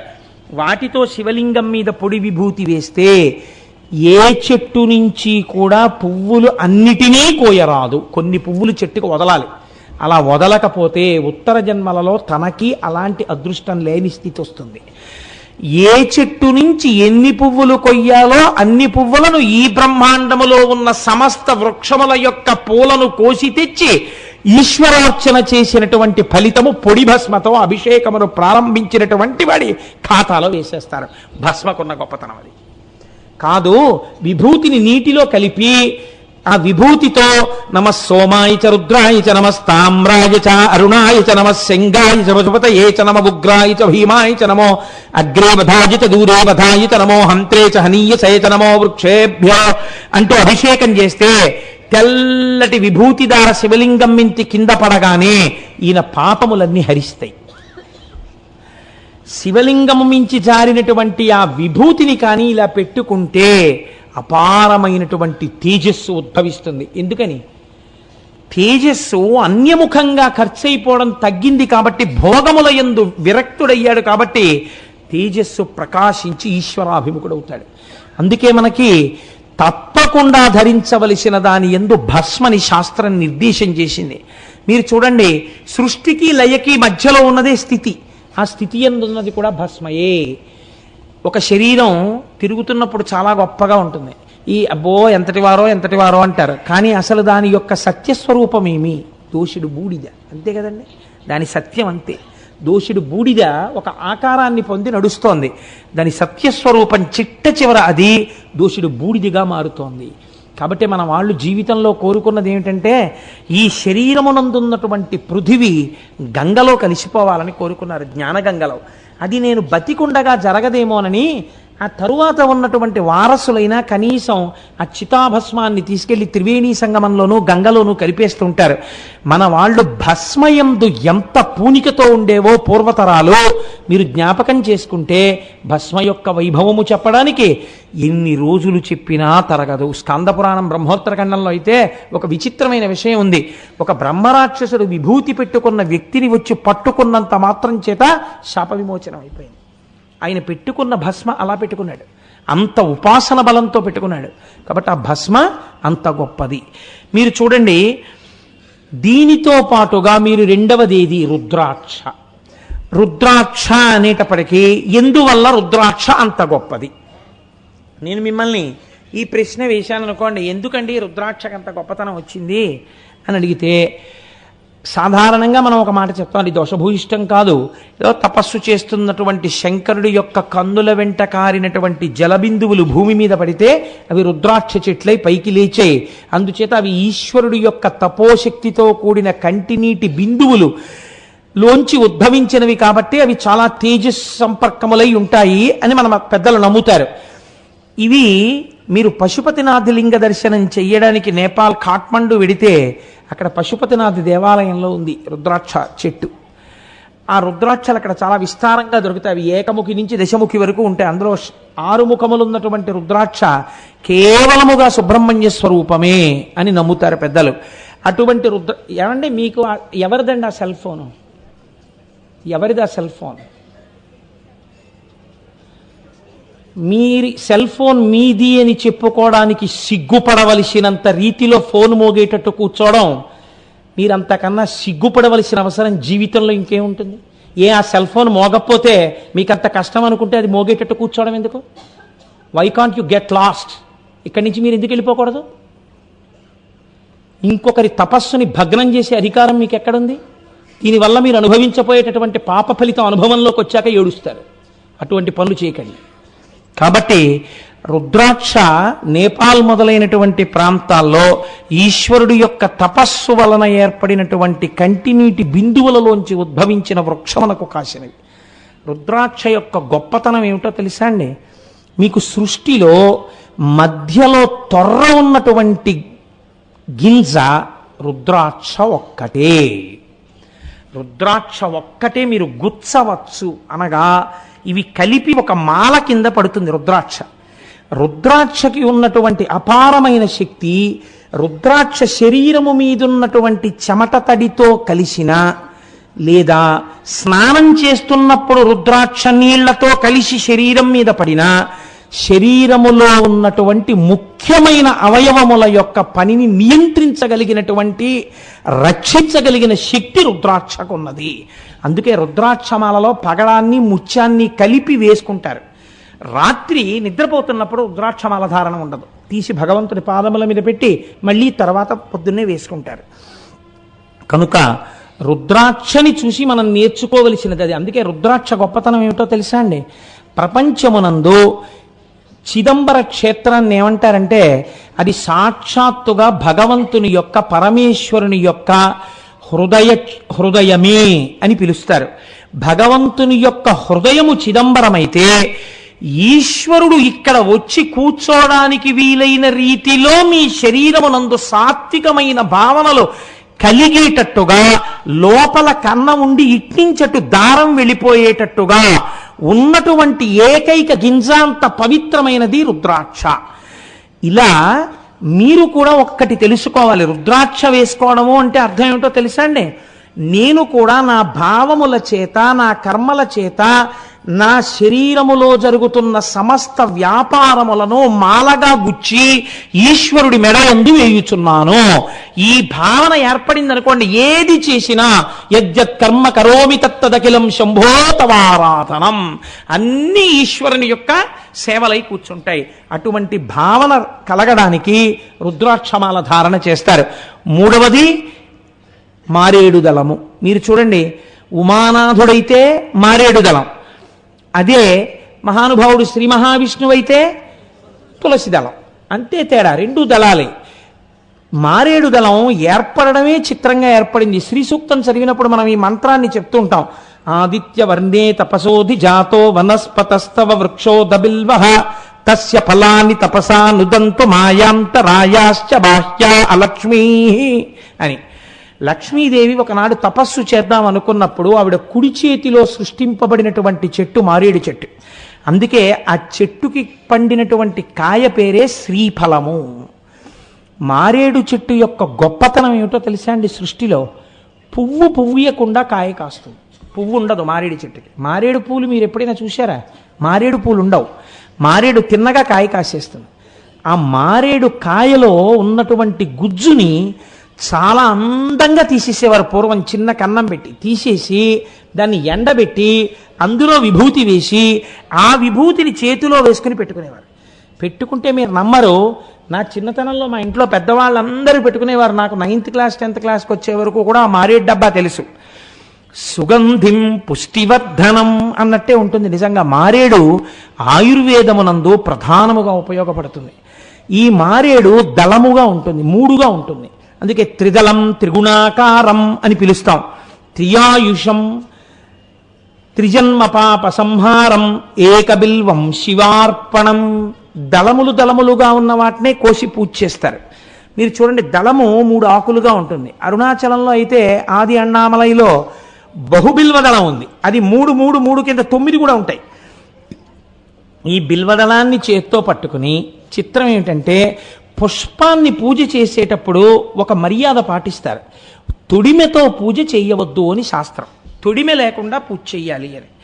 కానీ మారేడు దళాన్ని పూజ చేసేటప్పుడు మీరు ఆ ఉన్నటువంటి కాడ తీసేశారనుకోండి, వెంటనే 3 ఆకులు విడిపోతాయి.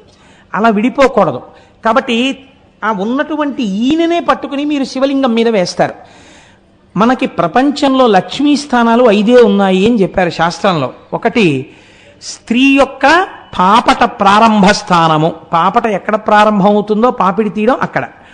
దాన్ని మన వాళ్ళు పాపికొండలు అంటుంటారు. వాటి పేరు పాపికొండలు కాదు, వాటి పేరు పాపట కొండలు. అక్కడ నదీ ప్రవాహాన్ని పాపట విడదీసినట్టుగా కొండలు విడదీసాయి కాబట్టి వాటి పేర్లు పాపట కొండలు.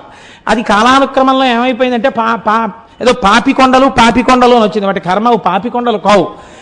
స్త్రీ యొక్క కేశపాశమును విడతీసినప్పుడు ఏర్పడినటువంటి పాపట ప్రారంభ స్థానమునందు సింధూరము చేత అలంకృతము కావాలి. సింధూరము కానీ కుంకం కానీ అలంకృతము కావాలి. అలా అలంకృతమైతే ఆవిడ దీర్ఘ మాంగళ్యాన్ని పొందుతుంది, సౌమాంగళ్యాన్ని, ఐదోతనాన్ని పొందుతుంది అని శాస్త్రం. పాపట ప్రారంభమునందు సింధూరము కాని కుంకుమ కాని లేకుండా స్త్రీ పాపట ఉండరాదు, అది దర్శనీయము కాదు అని.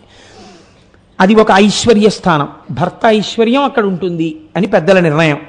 రెండవది ఆవు యొక్క వెనక తట్టు, ఆవు యొక్క పృష్ఠభాగమునందు లక్ష్మీదేవి ఉంటుంది. మూడవది పద్మము. నాలుగవది ఏనుగు యొక్క కుంభస్థలము. ఐదవది మారేడు దళము. ఈ 5 లక్ష్మీ స్థానాలు గుర్తొస్తాయా అనుకున్నాను మొదలు పెడుతూ. ఈశ్వరానుగ్రహం గుర్తొచ్చాయి. ఎప్పుడో చెప్పినవండి అన్నీ, అంతకని నేను పుస్తకాలు వేసుకుని ప్రిపేర్ అవనా. ఈ మారేడు దళాల్లో మారేడు దళానికి ఉన్న గొప్పతనం ఏంటంటే, మీరు ఈయన పట్టుకుని త్రిదళం త్రిగుణాకారం త్రినేత్రం చత్రియాయుషం త్రిజన్మ పాప సంహారం ఏకబిల్వం శివార్పణం అని పడేస్తే, ఆ బిల్వము యొక్క అడుగు భాగం ఈనెలు కానీ శివలింగానికి తగిలితే ఐశ్వర్యం కటాక్షింపబడుతుంది. అందుకే ఇంట్లో ఐశ్వర్యం తగ్గుతున్నా, ఏవైనా పిల్లలకి ఉద్యోగాలు రాకపోవడం ఇలాంటి ఇబ్బందులుంటే 3 ఆకులున్నటువంటి దళములను పట్టుకుని పూజ చేసేవారు. అందుకే పూర్వం ఎలా ఉండేదో తెలుసా అండి, శివాలయానికి వెళ్ళి శివలింగార్చన చేయడం కాదు, మీరు ఒక నదీ స్నానం చేస్తే ఆ నది ఒడ్డున శివలింగం ఉంటుంది. మీరు అందుకే చూడండి, అందరూ అంతరాలయంలోకి వెళ్ళి పూజ చేయగలుగుతారు, చేయలేకపోతారు. అందుకే మీరు హరిద్వార్ వెడితే మీరు స్నానం చేయగానే శివలింగాలు ఉంటాయి, కాశీ వెడితే స్నానం చేయగానే శివలింగాలు ఉంటాయి. మీరు ఇలా స్నానం చేసి మీరు ఇలా అక్కడే ఉన్న గంగ చెంబులో నీళ్లు తీసుకెళ్ళి అలా శివుడి మీద పోసేస్తే చాలు, ఒక్క త్రిదళం త్రిగుణాకారం అంటూ ఇలా వేస్తే చాలు, వెంటనే ఈశ్వరుడు అంటట త్రియాయుషం, బాల్యము యవ్వనము కౌమారము మీ మూడిటిని నువ్వు చూస్తావు. అంటే వార్ధక్యంలో ఉంటే కదా చూడడం. కాబట్టి ఆయుర్దాయము పూర్తిగా ఉంటుంది. 2 3 గుణములకు అతీతుడవుతాడు.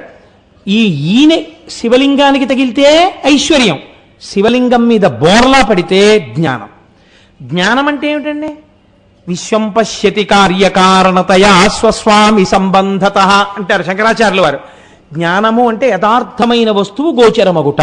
యథార్థమైన వస్తువు గోచరం అవడానికి భగవద్ అనుగ్రహం ఉండాలి. భగవద్ అనుగ్రహం ఉంటే తప్ప మీకు సత్యము ఎరుకలోకి రాదు, భగవంతుడు ఎరుకలోకి రాడు, భక్తి నిలబడదు. భక్తి నిలబడడానికి కూడా భక్తే కారణం. కాబట్టి ఇప్పుడు ఆ జ్ఞాన ప్రసరణము కలగడానికి మారేడు దళం శివలింగం మీద బోర్లా పడితే జ్ఞానసిద్ధి కలుగుతుంది. ఇంత శక్తి కలిగినది కాబట్టే దానికి శ్రీ సూక్తంలో చెప్తాం, అలక్ష్మీర్మేనస్య తాం త్వాం రుణే. అమ్మా, అలక్ష్మిని దరిద్రమును పోగొట్టెదవుగాక.